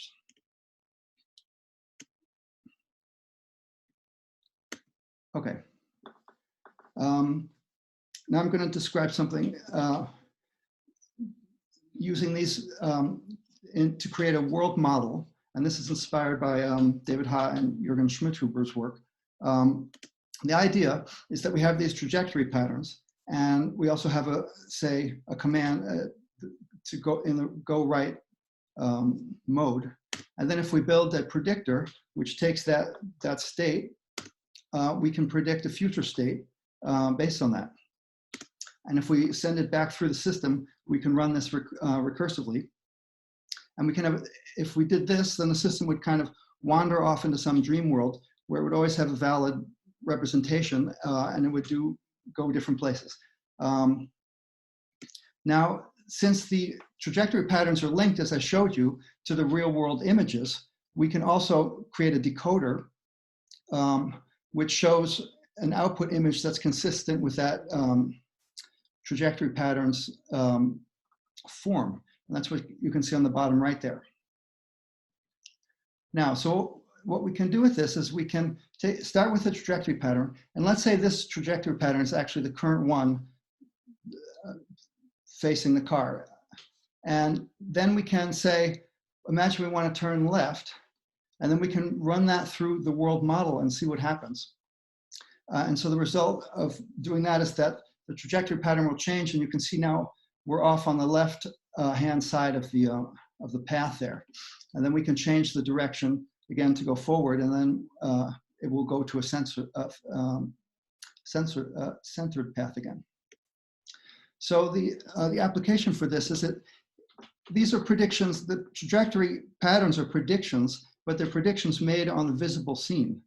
But what if we want to make predictions on scenes that we haven't seen yet, such as going around a corner? A system like this would allow us to create a world model which would run through that, and then it would allow us to evaluate if that was going to be a good outcome or not. And that's the end of my talk. Perfect. Great. Thanks. So Ken, did you want to take over? I do, actually. Thank you, Karl. I'm very interested. Karl, you mentioned the point about camera versus LiDAR, and I can obviously sympathize with that challenge. I'm curious if there is a way to train the system to build confidence, to make the decision which of those two modalities to trust using synthetic images, synthetic scenes. Are you able to do that? You mean, say, from Carla? From Carla, yes, that's one source. Or I'm wondering if there's other sources where you can actually create specific examples where shadows, for example, cause you want the system to learn to switch over to the LiDAR when there's a lot of shadowing. Yeah, if your simulation if your rendering system can generate the appropriate pictures, then it should work quite well. Okay, so if you could generate synthetic, I guess the key is that you'd have to generate synthetic camera images, RGB, and then also synthetic LiDAR images. Mm-hmm. And they have to be consistent. Yes. Now, I have this feeling that the natural world has a level of complexity that simulations don't ever reach. So I think I like to work with the real world, but I think it's certainly, it certainly is plausible to do that with the simulated system as well. Okay, because I agree with you. I mean, obviously, it would be nice to train in the real world, but if you can generate something that's even approximate, mm-hmm. that we can perhaps generate many examples and also tailor those examples to exactly the kind of these cases you described, yeah. Where one or the other is much better. Yeah, that's a really good point, which I didn't mention, is that these cases may be somewhat rare.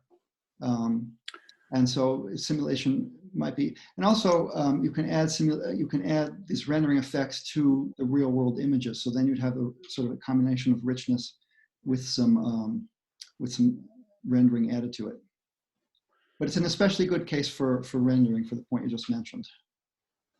Actually, it's an interesting idea. So you're saying that if you actually generate real world images, you could synthetically add shadows, Yeah. and let's say also the kind of striping, the paint, as you said, the midline stripe effects that actually where the camera is much better than the LiDAR. Yeah.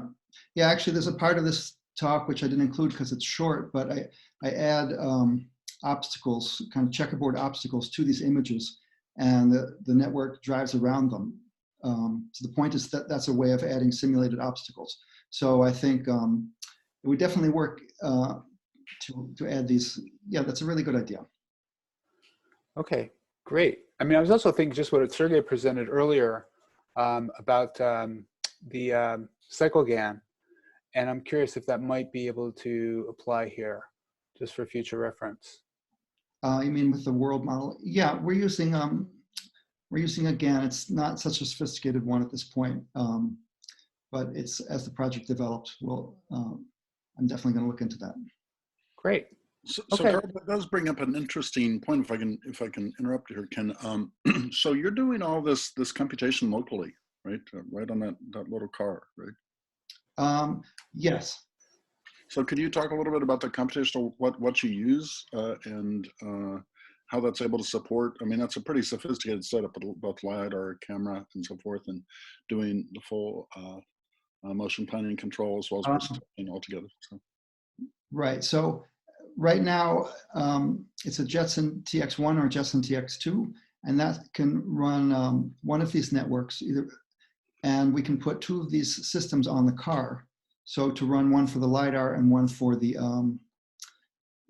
camera. And the nice thing is that since the output representation is so sparse, it's easily to share that via a local network. And so either one of those systems or a third one, which can also fit in the car, can process the decision making of deciding which is the better choice. Cool. Well, thank you. Thank you very much. So with that, we'll pass the baton on to Joy Gonzalez. And Karl, you have to give up the share screen, and Joy will take over.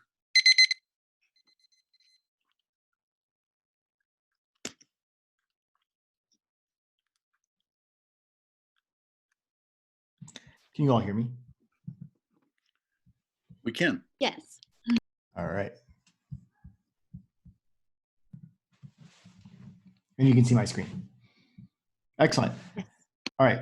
Hi, everyone. So my name is Joseph Gonzalez. I'm the co-director of the UC Berkeley RISE Lab, and I want to talk about my work in AI systems. So I organized this talk to try to give an overview of some of the big areas of research. I dive into a few in a little more detail, and then hopefully we can, in the Q&A, talk about more details as needed. So my group is doing a lot of things. I decided I'd outline a few big areas. So you have a pretty big effort on distributed systems for training. I'll talk about our Tune system. We also work on systems for distributed reinforcement learning. I have a pretty big effort, or maybe a new effort in collaboration with Kurt.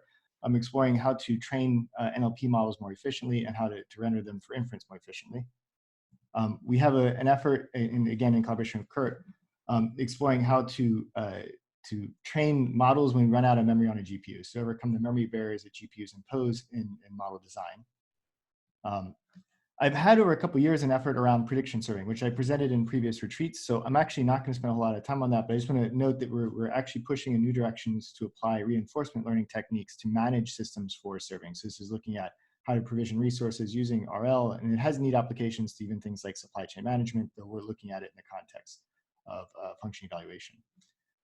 Also in previous retreats, I've talked a bit about our work on dynamic neural networks that are more efficient by gating on and off individual layers or components. We've extended that to few-shot and zero-shot learning settings. I've alluded to that in previous retreats. I won't talk about that here. But I do want to save a little bit of time to talk about our work on autonomous vehicles and the software systems that we're building to support autonomous vehicles. So as I said, I'm going to focus on these four elements. I'm going to try to give a high-level overview of the really cool parts of the work. I won't go into a lot of detail, but I'm, again, happy to talk about the details offline. All right, so first, talk about Tune. So Tune is our library for distributed hyperparameter tuning. The big idea here is that you want to be able to run parallel experiments in parallel. And we built a system that is framework agnostic, can run on GPUs and CPUs. One of the cool things as part of the system is it will, again, run on a cluster of machines or of GPU machines, and it'll let you do things like tune using many different tuning algorithms. You can try grid search, Bayesian optimization, hyperband. Their new algorithms are being added continuously, in part by us, but also by other algorithm developers for tuning algorithms. This framework is easy to use and extend. It does automatic logging. My students are starting to use it as it checkpoints experiments so they can get cheaper spot instances, or they can preempt each other on the cluster and they don't lose anything. So it's a pretty cool system. One of the things we built this system for is to start to study how to better use cluster resources when doing model training. And the big project that came out recently out of this effort is HyperSched. An idea here is to dynamically allocate parallel resources to parallel experiments with a key goal. The goal is to get to the highest accuracy by a deadline.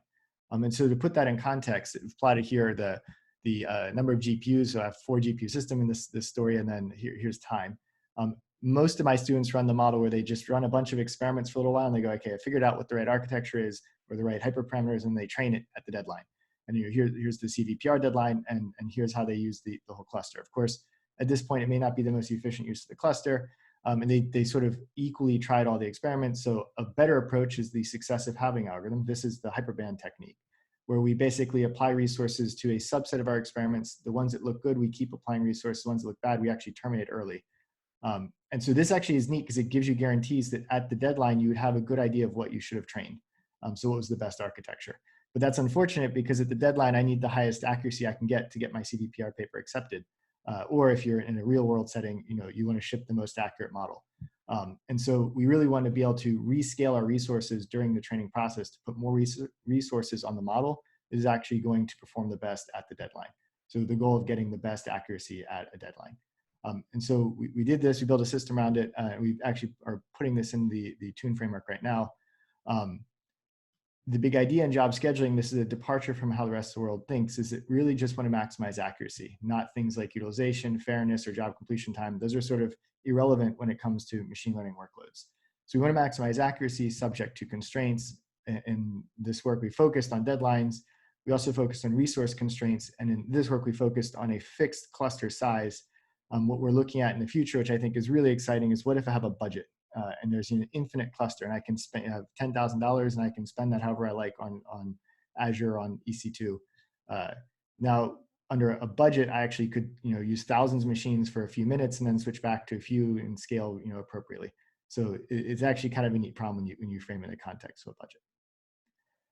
So that is our work on hyperparameter tuning.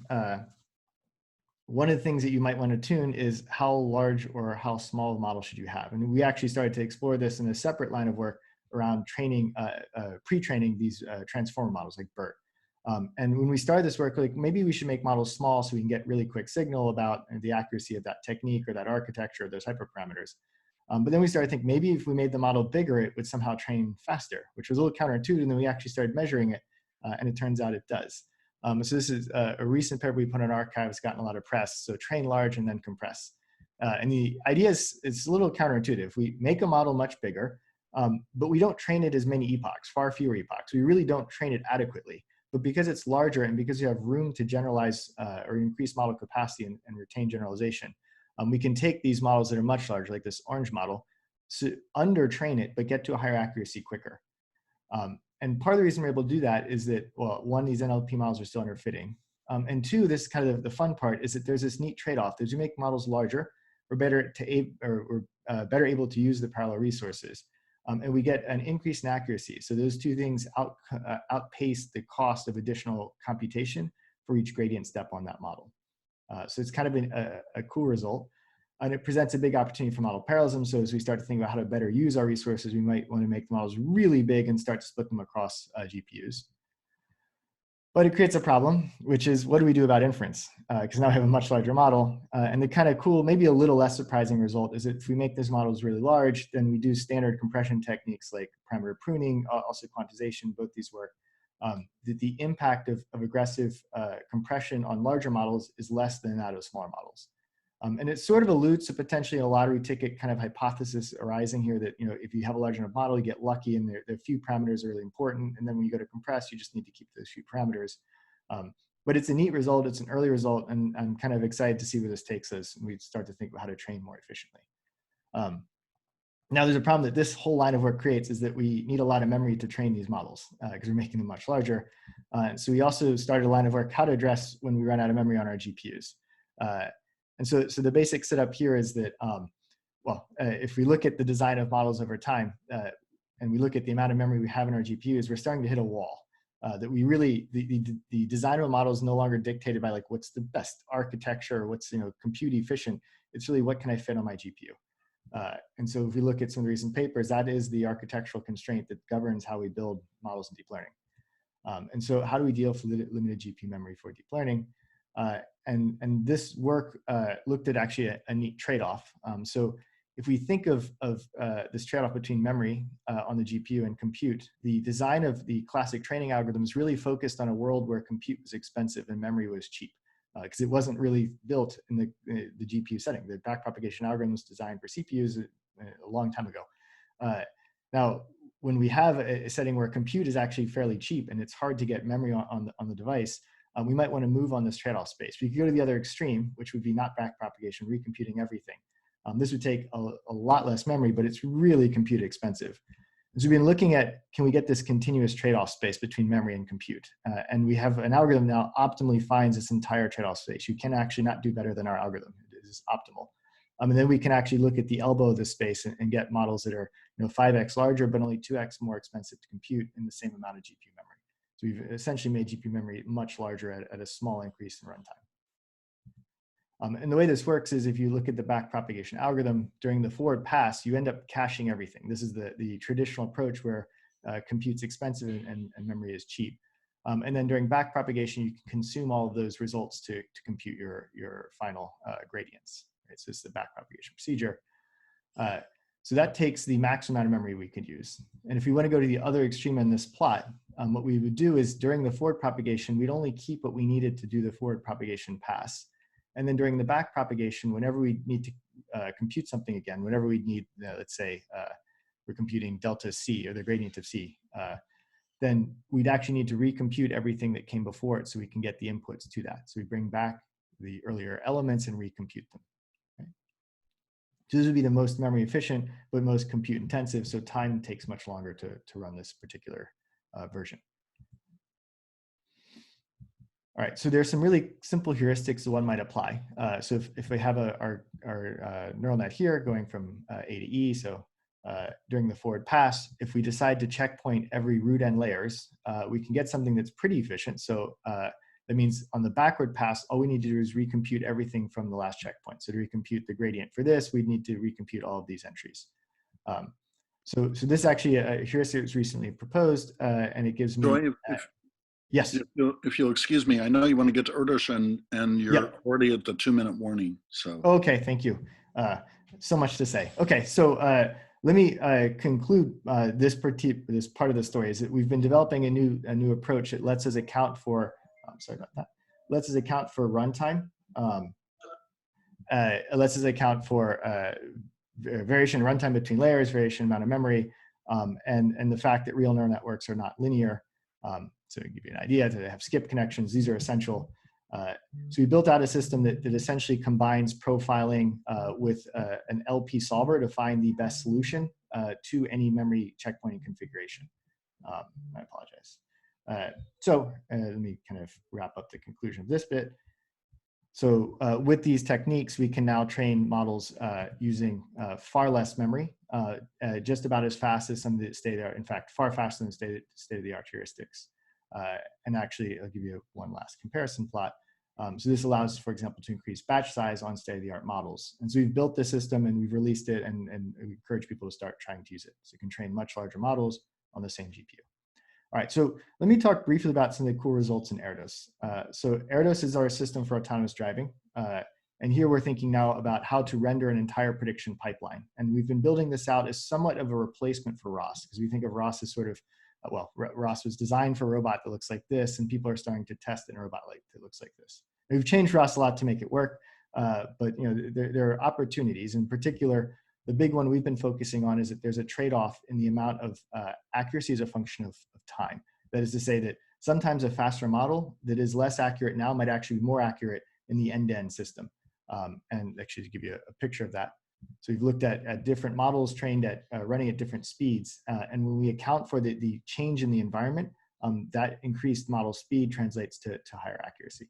So we've been building this new dynamic deadline-driven system that allows to process high throughput streams. It's also deterministic, so you can go back and audit its execution. And it brings in concepts like watermarks to deal with variability in time. So let me conclude by showing a cool video. So we've integrated the system of Carla, and so now we can actually take different BDD projects and combine them. And so here we're switching between models on the fly. On the left and on the right, we're using just the most accurate model all the time. And the delay in perception of the more accurate model actually causes us to hit the pedestrian, whereas we can run the less accurate model more quickly in the background and get better prediction performance. So let me wrap up with one more fun video. So we've also started to put this on the real vehicle. So these are the postdoc in my lab running this algorithm, in fact, running the BDD code base in our pipeline system, so Erdos, on the real test vehicle, and it is now able to steer and use computer vision and planning to drive the car. Does so slowly. We are actually recreating that pedestrian crash scenario. We've taken Bond here, who should never be driving a car. We're going to put Bond out in front of the car and do swerve tests, just like the video before, by now dynamically switching between models on the fly. So that was a whirlwind tour of the stuff going on in my group. This is the group of students that are actually doing the work, some of which will join in the afternoon office hours. We're happy to talk more then.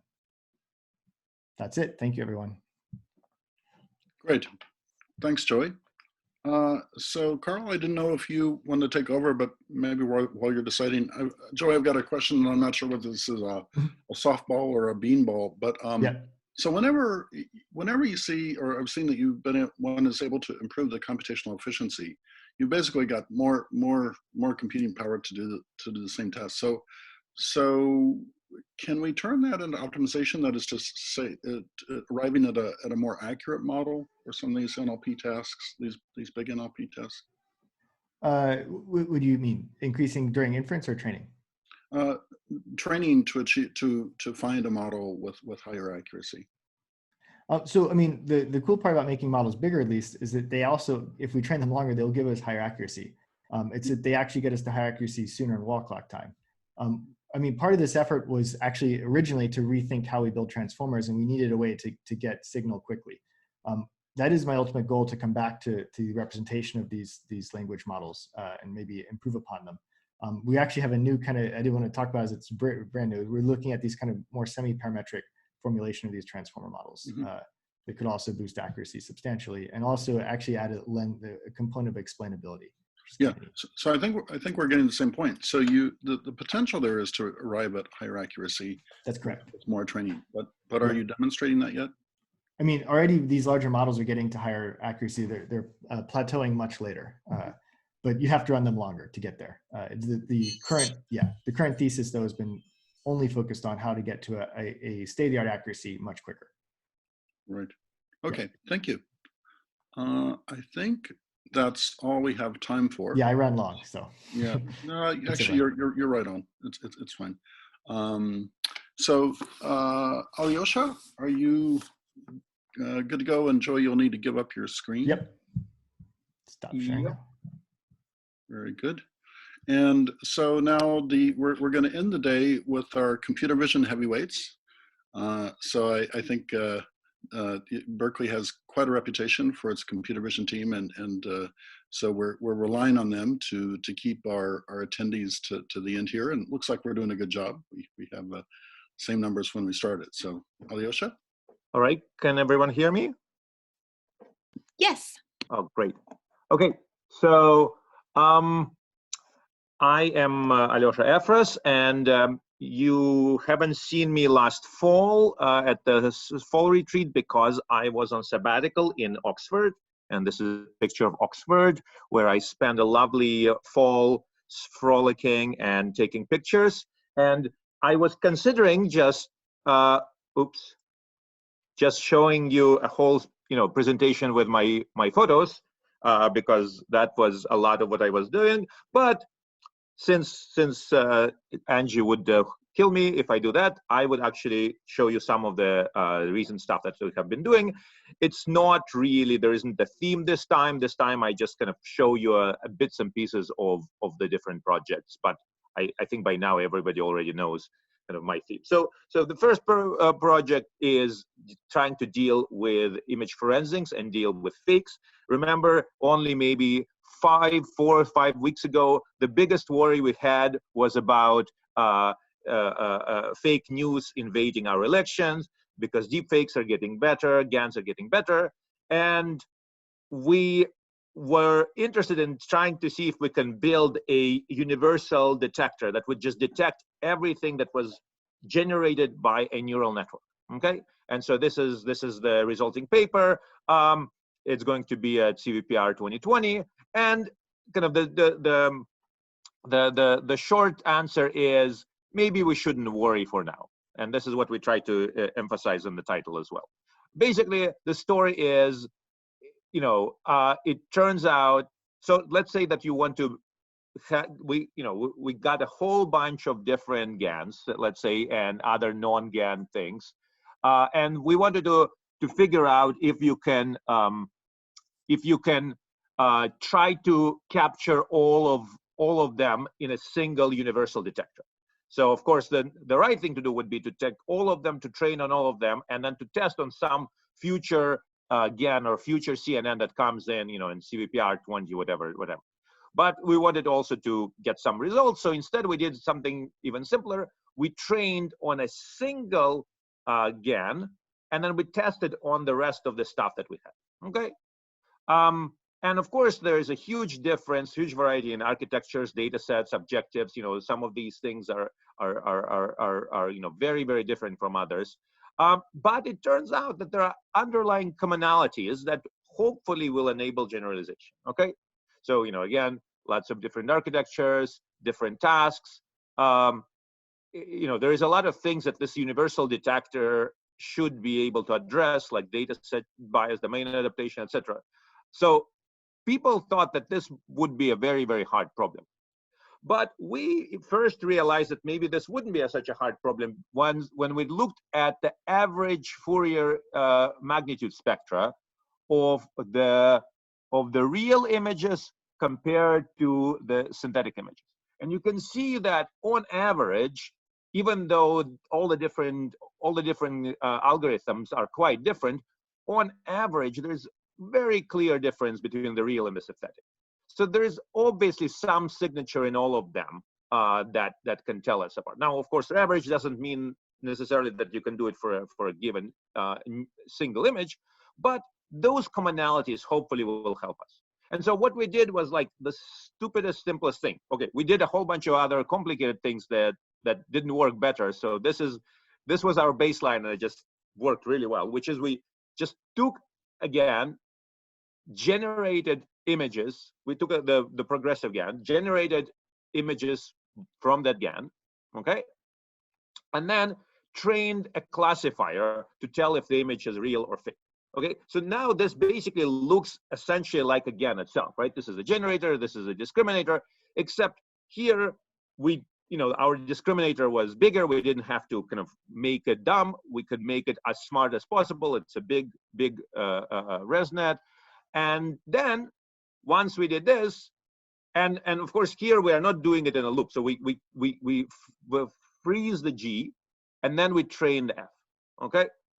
And now we can freeze F, and then just run it as is with no fine tuning on synthetic versus real images of all the other methods that we had before, okay? And of course, if you run it on ProGAN, it's already great. Of course, by definition, because this is basically, you can think of it as a discriminator from a GAN, even better. So of course, on its own data set, it's going to be perfect, right? That's trivial. We know that the discriminator always wins, so that's not surprising. But what was surprising, and it was doing pretty well on a whole bunch, on at least some of the other methods that we tried it on. Now, for others, it didn't work so well. But then we realized, we can we can do some data augmentation. We can add some blurring, some maybe JPEG artifact augmentation, basically just your classic data augmentation, and also just train it for a very long time. And once we do this, magically, it just worked pretty well across spectrum. You know, except for, you know, some minor problems with the kind of the deep fakes, where for deep fakes, it actually the augmentation did not help. It hurt, because deep fakes, the way you tell them is from very high frequency information, and blurring gets rid of that information. But overall, it was doing surprisingly well. Okay, and so it's kind of a cute, interesting result, that if we look at, say, at ProGAN result, if you at test time, if you blur your images at test time, okay, this is the performance of the original detector, and this is the performance of the augmented one, right? And basically, you can see that the augmented detector, it's perfectly fine to detect real versus fake, even at very, very blurred versions.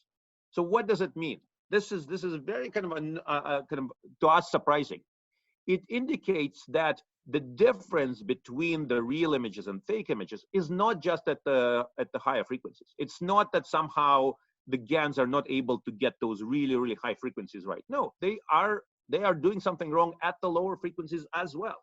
So they're really not that good. Okay, and so that gives us hope that actually this is maybe not such a difficult problem. And then we kind of tried it on a bunch of stuff, and all the results are in the paper. But one of the things we tried is this which face is real challenge, which is, you know, out of distribution and like unknown pre-processing, and we get about 93%, which is a little bit better than me. I get about 9 out of 10 of those right. So it's you know, it seems to work well in practice as well. So basically, what we have learned is that CNN generated images have something in common. There is something with all of them that's not quite like the real world, and those artifacts can be detected by a very, very simple standard classifier. And one little tidbit: after we submitted the paper, StyleGAN 2 came out. So we said, okay, let's be real scientists. Let's just run it as is and see how well we do. And we did 99%. So even if we did something unconscious at the preparation of the paper, this was like the real test that it actually works well on new data. Now the situation, of course, may not persist. You know, the GANs are getting better every week.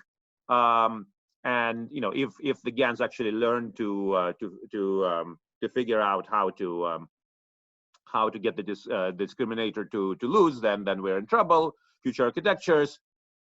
My main worry really is still the shallow fakes. Basically, Photoshop is still the biggest problem right now, and I don't think CNNs really are. Okay, let me show you another cute paper. This is in submission with my friends from Paris, and this is kind of a combining two ideas that are really, really old: ransack and optical flow for image alignment. So if you remember, you know, in the 20 years ago, there was this big debate whether, you know, do you want to do feature-based alignment, you know, not parametric alignment with ransack, or do you want to do a non-parametric direct alignment with something like optical flow? And, you know, big debates. And what we do here is we basically do both. We have two stages. Stage number one, we get a bunch of features, we do ransack, and we get coarse alignment. And stage number two, for each coarse alignment, we kind of compute a homography, and then for within each homography, kind of piecewise planar parts of the image, we run a little self-supervised fine alignment using very, very standard kind of reconstruction laws. So, you know, not unsupervised, kind of with your, you know, with our favorite cycles, very, very simple stuff.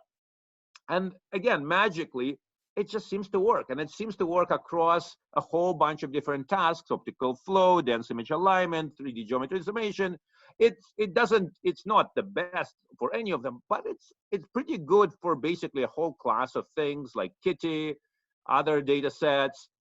We can do cute things like texture transfer. And our favorite thing is we can align parts from different paintings painted by the same master to show the kind of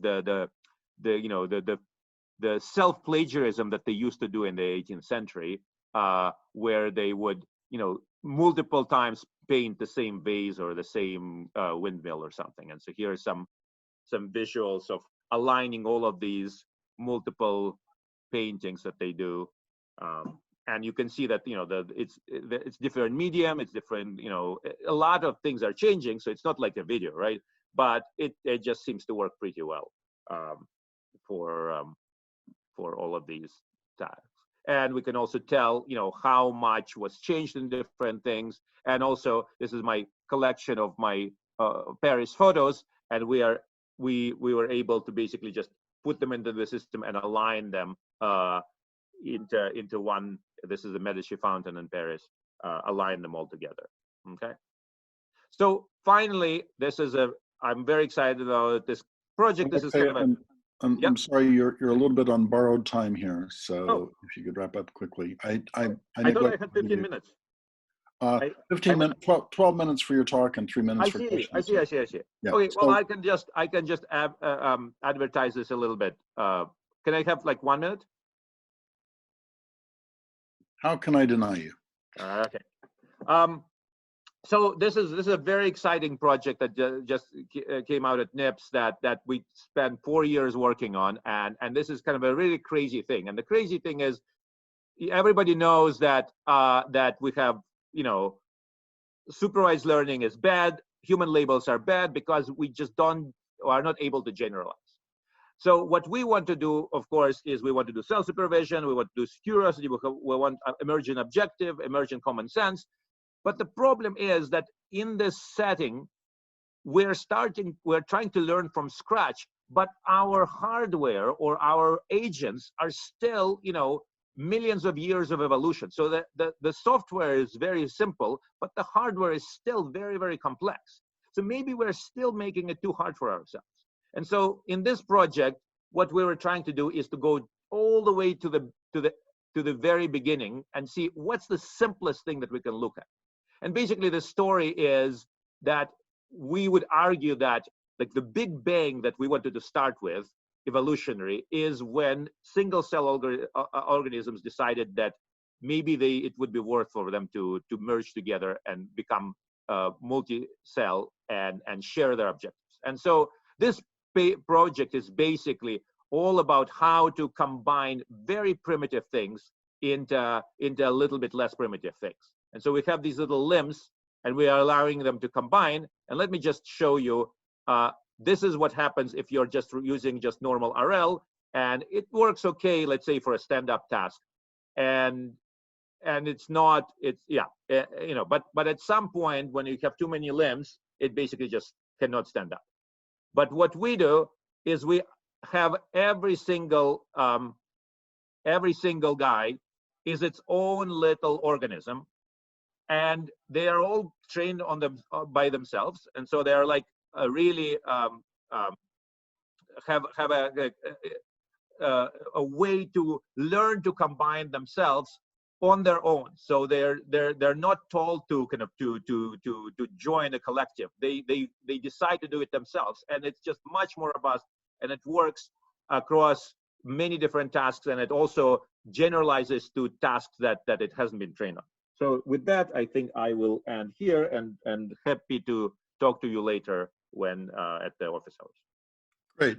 And so maybe we'll let Joey ask one question, and Alexei, if you could, Alyosha, if you could keep your answer a little short, and then we'll move on to Jitendra.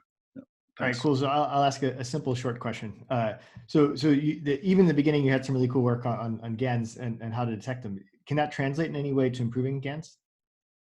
This is what we very hope to do, but we don't know exactly how. Yeah, yeah, this would be awesome if we could do that. But and you can't just use your discriminator as the new discriminator? You get mode collapse? No, because the problem is that in a GAN, the discriminator is already really good. So in GANs, the discriminators are usually dumbed down so that they don't just win right away.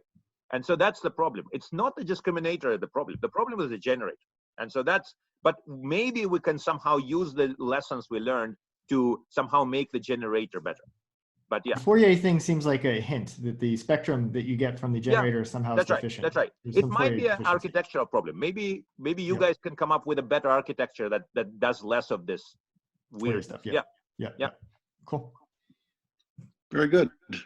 So Alyosha, if you'll give up the screen. I did. And that'll let Jitendra take over. And I guess putting you guys at the end has worked, because not only have we not lost attendees, we've actually gained some in these final sessions. How about that? And Jitendra, just to be clear, you have 12 minutes for your presentation, and we'd like to reserve just a little for question. And we're getting an awesome look at your chin right now, but I'm not sure. Yes. Actually, the last speaker has a 20-minute slot total for. Oh, okay. Okay. So Thanks, yeah, sir. because that's what I saw. The program said 12:25 to 12:45, but I can always end earlier. Okay. No, that's fine. You know, so maybe 17 and 3 then.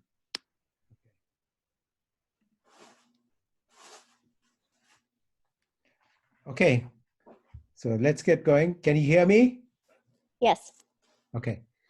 So I will talk about vision and action, and I want to start with philosophy because I can't help that.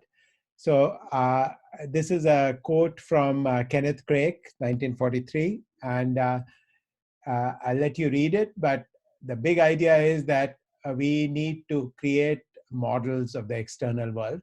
Sorry, Jitendra, in your screen share, we're not really seeing the slide I think that you want to display. Do you get a slide which says AI systems need to build mental models? In a tiny little pane on the side, we're not seeing that as the full screen. I see. Okay, let's see how to do this. Okay, I'm going to start again.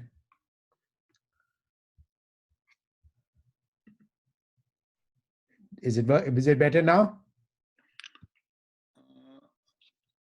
Someone else can chime in. It looks exactly the same to me. So I think you need to stop sharing and share again. It looks like your screen is garbled, so the app crashed. Yeah, I think you should be sharing them. Okay, so I'm going to start again. Share screen.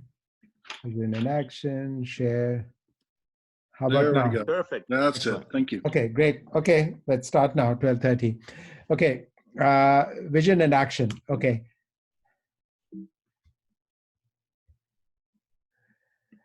So I wanted to start with this philosophical position, which is that AI systems need to build mental models.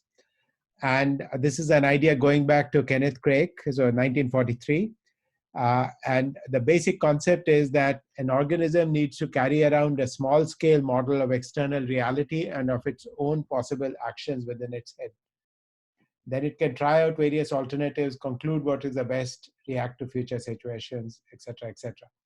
And this idea really underlines cognitive science, control theory, and really should underline all of AI. So how do we implement this idea? Okay, how do we take this formalism, take this high-level philosophy and operationalize it? So I'm going to focus today on 3 aspects, and these are all about connecting vision to action. The first is building predictive models. So that's what most of my talk is going to be about. I think in a BDD context, we want to have predictive models of the behavior of other agents, pedestrians. I'm going to focus largely on pedestrians, but also of other cars or generally any agents, any physical objects as well. I'll talk very briefly about inferring 3D from a single image. I mean, potentially the idea, the philosophical position here that I take is that at some point it should not be necessary to need any other sensor besides a camera. I mean, we might use multiple cameras, but that's all we should need. And then the third is really about how the role of visual features for guiding action. Do we need to do end-to-end training, or can we have a useful intermediate representation provided by vision and used for guiding actions? So let's get to it. So building predictive models. So I actually have this slide from sort of a psychology paper, and this captures the phenomena that we are interested in very easily. So suppose I want to capture this rabbit, and I am located at the bottom of the screen. Then I don't want to run to where the rabbit is now. That would be foolish. I want to run on a course which will intercept the rabbit where it is going to be. So it's obvious, right? So think of any ball sports or whatever, you have to think about this. And the same is true when you're driving or walking or whatever. You want to avoid collisions, you need to think about where the other entity will be by the time you get there and plan appropriately. So it's very important to build prediction models of other agents. How do we do this? So I'm going to start with some work we did on trying to predict humans and at the level of their skeletal movements. So let me just run that for you. In this work, we present an approach that takes a video of a person as input and predicts the future 3D mesh sequence of the person. Here, we show the ground truth future video for reference, but the model only sees the input video. To do this, we propose a neural autoregressive prediction model on the latent representation of 3D human motion encoded from the video. This allows seamless transition between conditioning on the past image frames and conditioning on previously generated future predictions.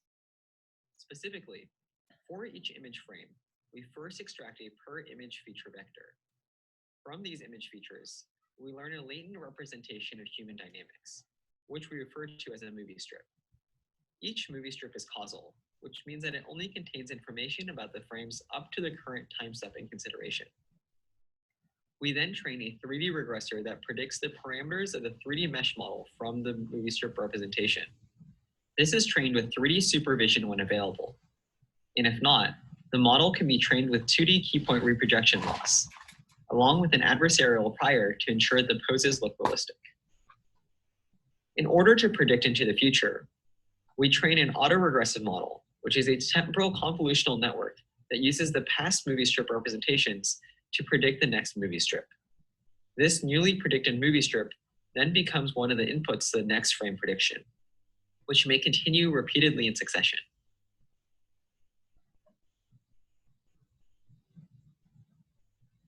From the predicted future movie strip sequences, we can also read out the 3D mesh parameters. This autoregressive model is trained with the same losses, where the predicted 3D mesh model has to match the ground truth 3D or 2D joint labels, along with the prior. We also include an additional distillation loss, which guides the autoregressive model to predict the actual movie strip representation. Alternatively, we can also apply the autoregressive model directly on the predicted 3D mesh model. Here, we show some qualitative results. Our approach can predict the future 3D motion of non-periodic actions such as bowling. The yellow mesh is read out directly from the ground truth movie strips, while the blue mesh is the predicted output of our model. Due to computational constraints, we only train our model to predict up to 25 future frames. But in these sequences, we show the predictions are reasonable even past 25 frames.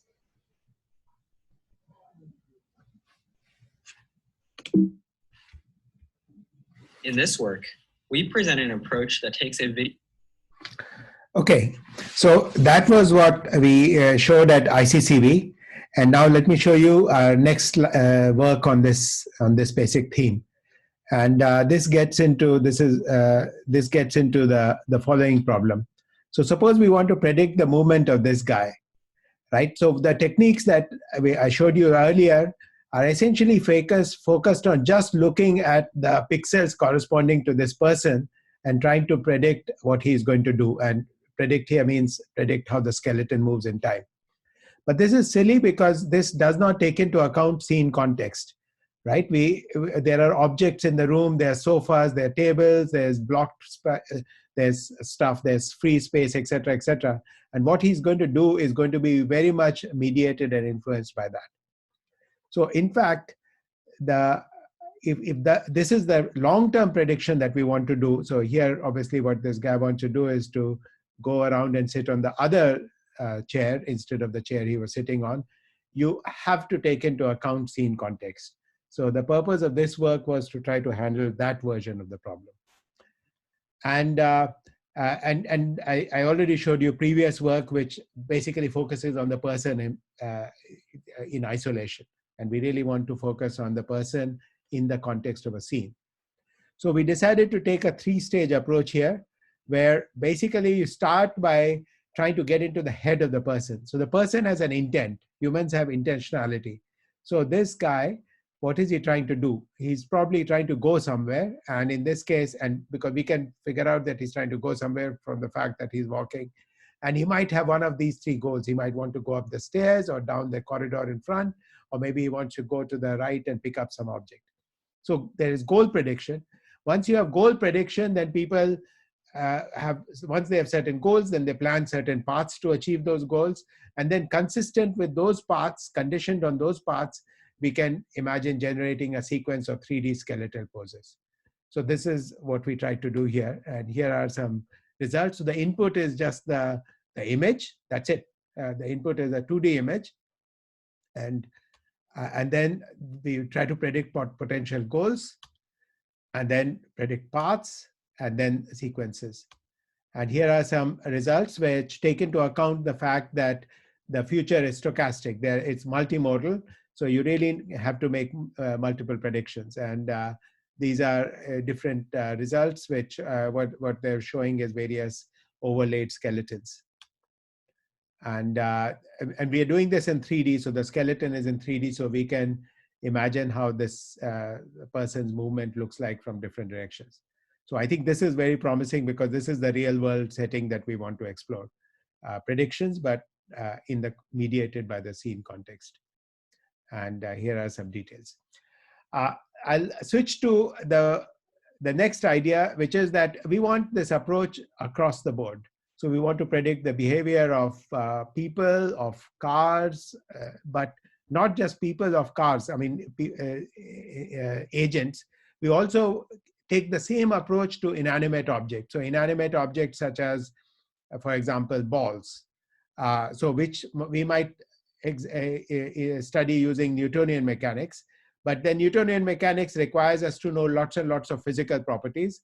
Instead, we want to take a learning approach.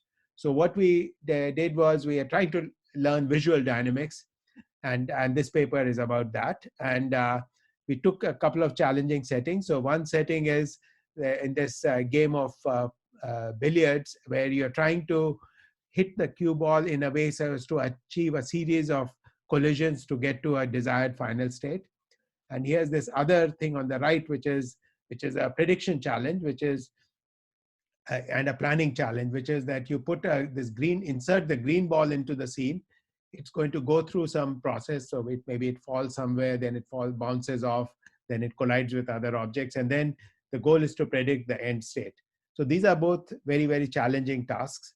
And where we can construct the ground truth by doing physics simulation, but our objective is to build a predictive model which could be used in the absence of physical simulation.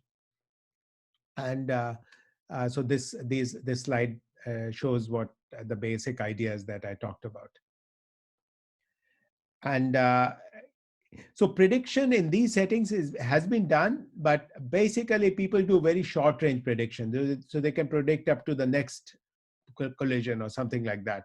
Whereas everything interesting happens if you can do multi-step planning. And multi-step planning is very challenging. So there is some literature in this area. I mean, this visual interaction network is one of those examples. But what they do is that by and large, the literature has been in the context where you already know state. So you know about the entities, the objects, as in terms of x, y, x dot, y dot. So then you essentially operate in a physics setup where you, like in a physics problem setup, the way you learned when you were doing freshman physics.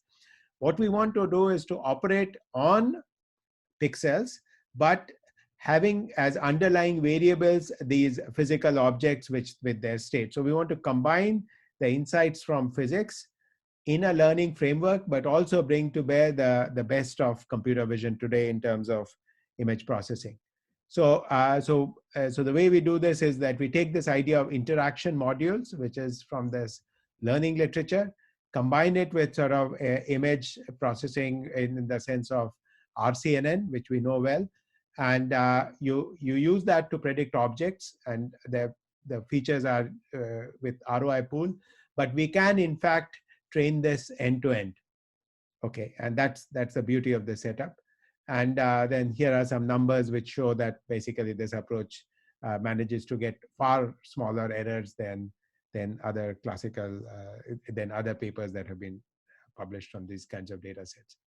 So and here are some canonical qualitative results showing that we can do quite complicated predictions. So this is very exciting to me because basically I think we are getting to the point that we have prediction technology which works for humans, other agents, as well as inanimate objects which follow laws of Newtonian dynamics, and everything in a learning framework. But the objective is we are trying to get to long range prediction. Short range prediction is usually not so hard. You can do that with optical flow even. It's long range prediction, and these two papers that I talked about are progress on that dimension.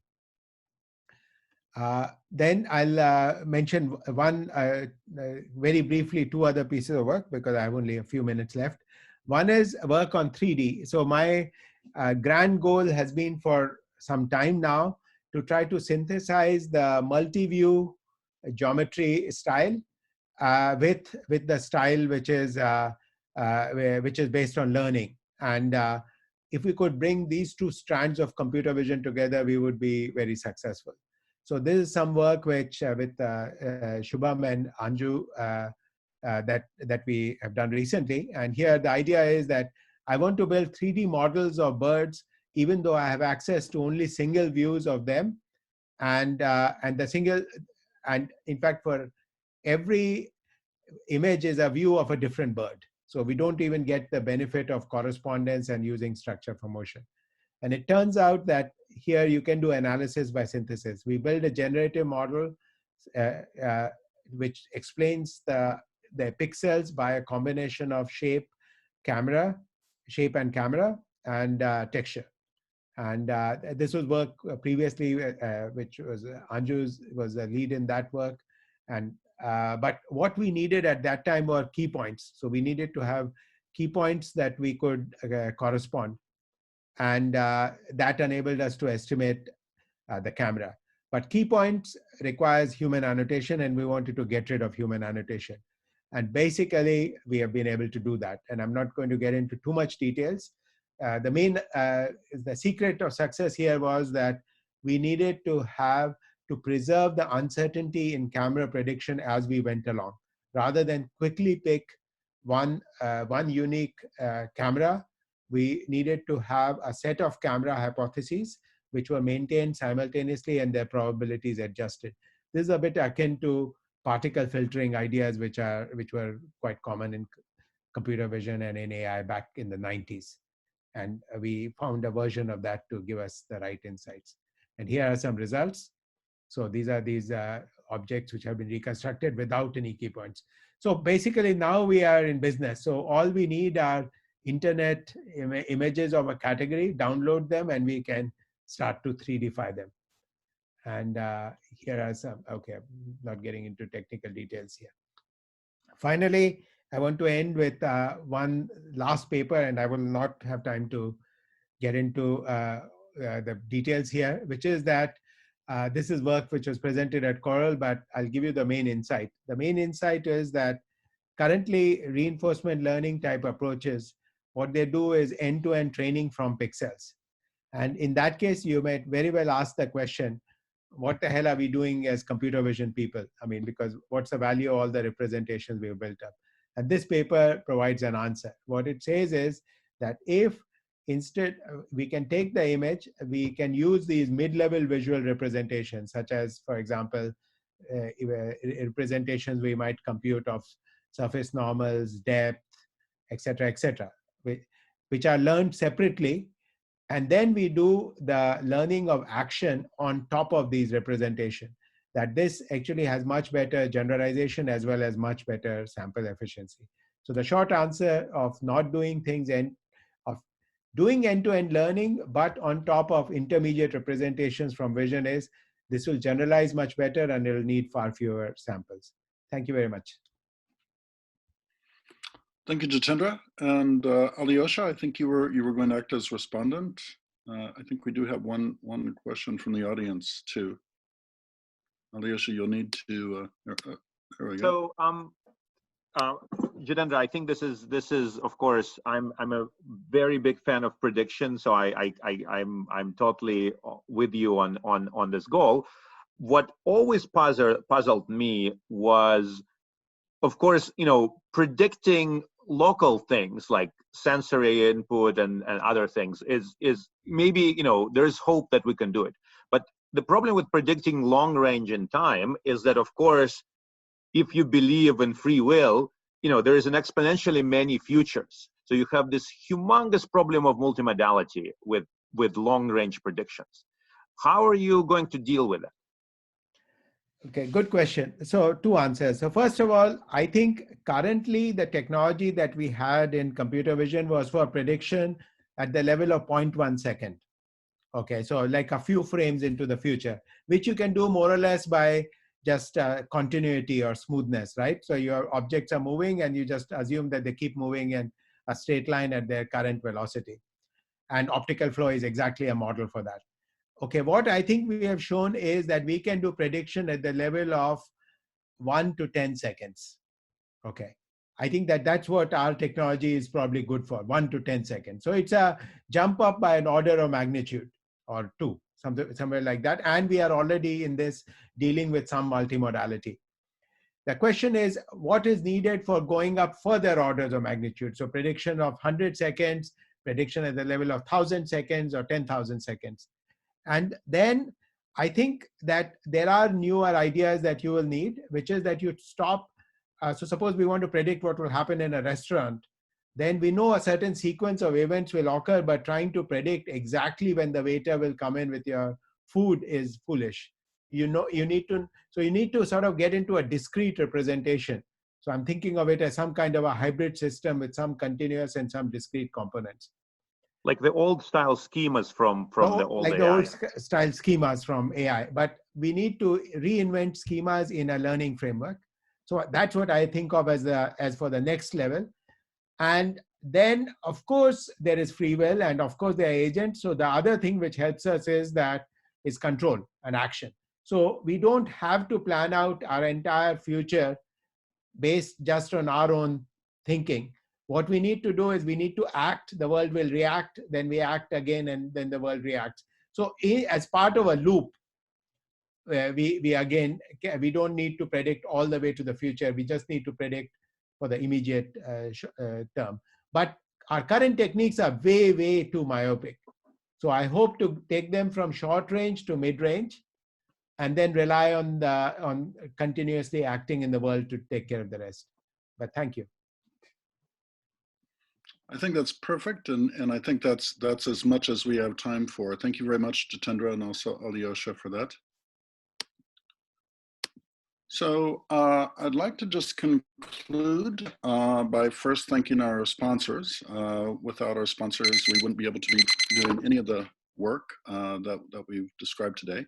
I'd like to thank all the speakers. I think the fact that we kept the attendees as well as we did is a good indication for them.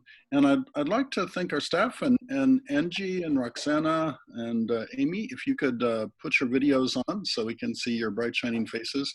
I have to say that I fall into kind of a existential despair or abyss when I even think that they're not around or something. So we really would be nowhere without you. So thank you, Roxana. Come on, don't be shy. Turn your video on if you would. All right, I won't put them on the spot, Amy. So anyway, thanks my for that. video option. And we will all the speakers today will be having office hours, as well as some people who didn't get a chance to speak. And those instructions will be put out at lunchtime, I guess, Roxana and Angie told me. And don't tune into those rooms too early because they may be multi-purpose. There may be other meetings going on. And finally, I really would like to thank Qingyao Chen and Trevor Darrell. They really got this all started, and I wouldn't be sitting here if it were not for them. So thank you all. And I'll see some of you at 1:30. Thanks everyone for joining us. Bye-bye.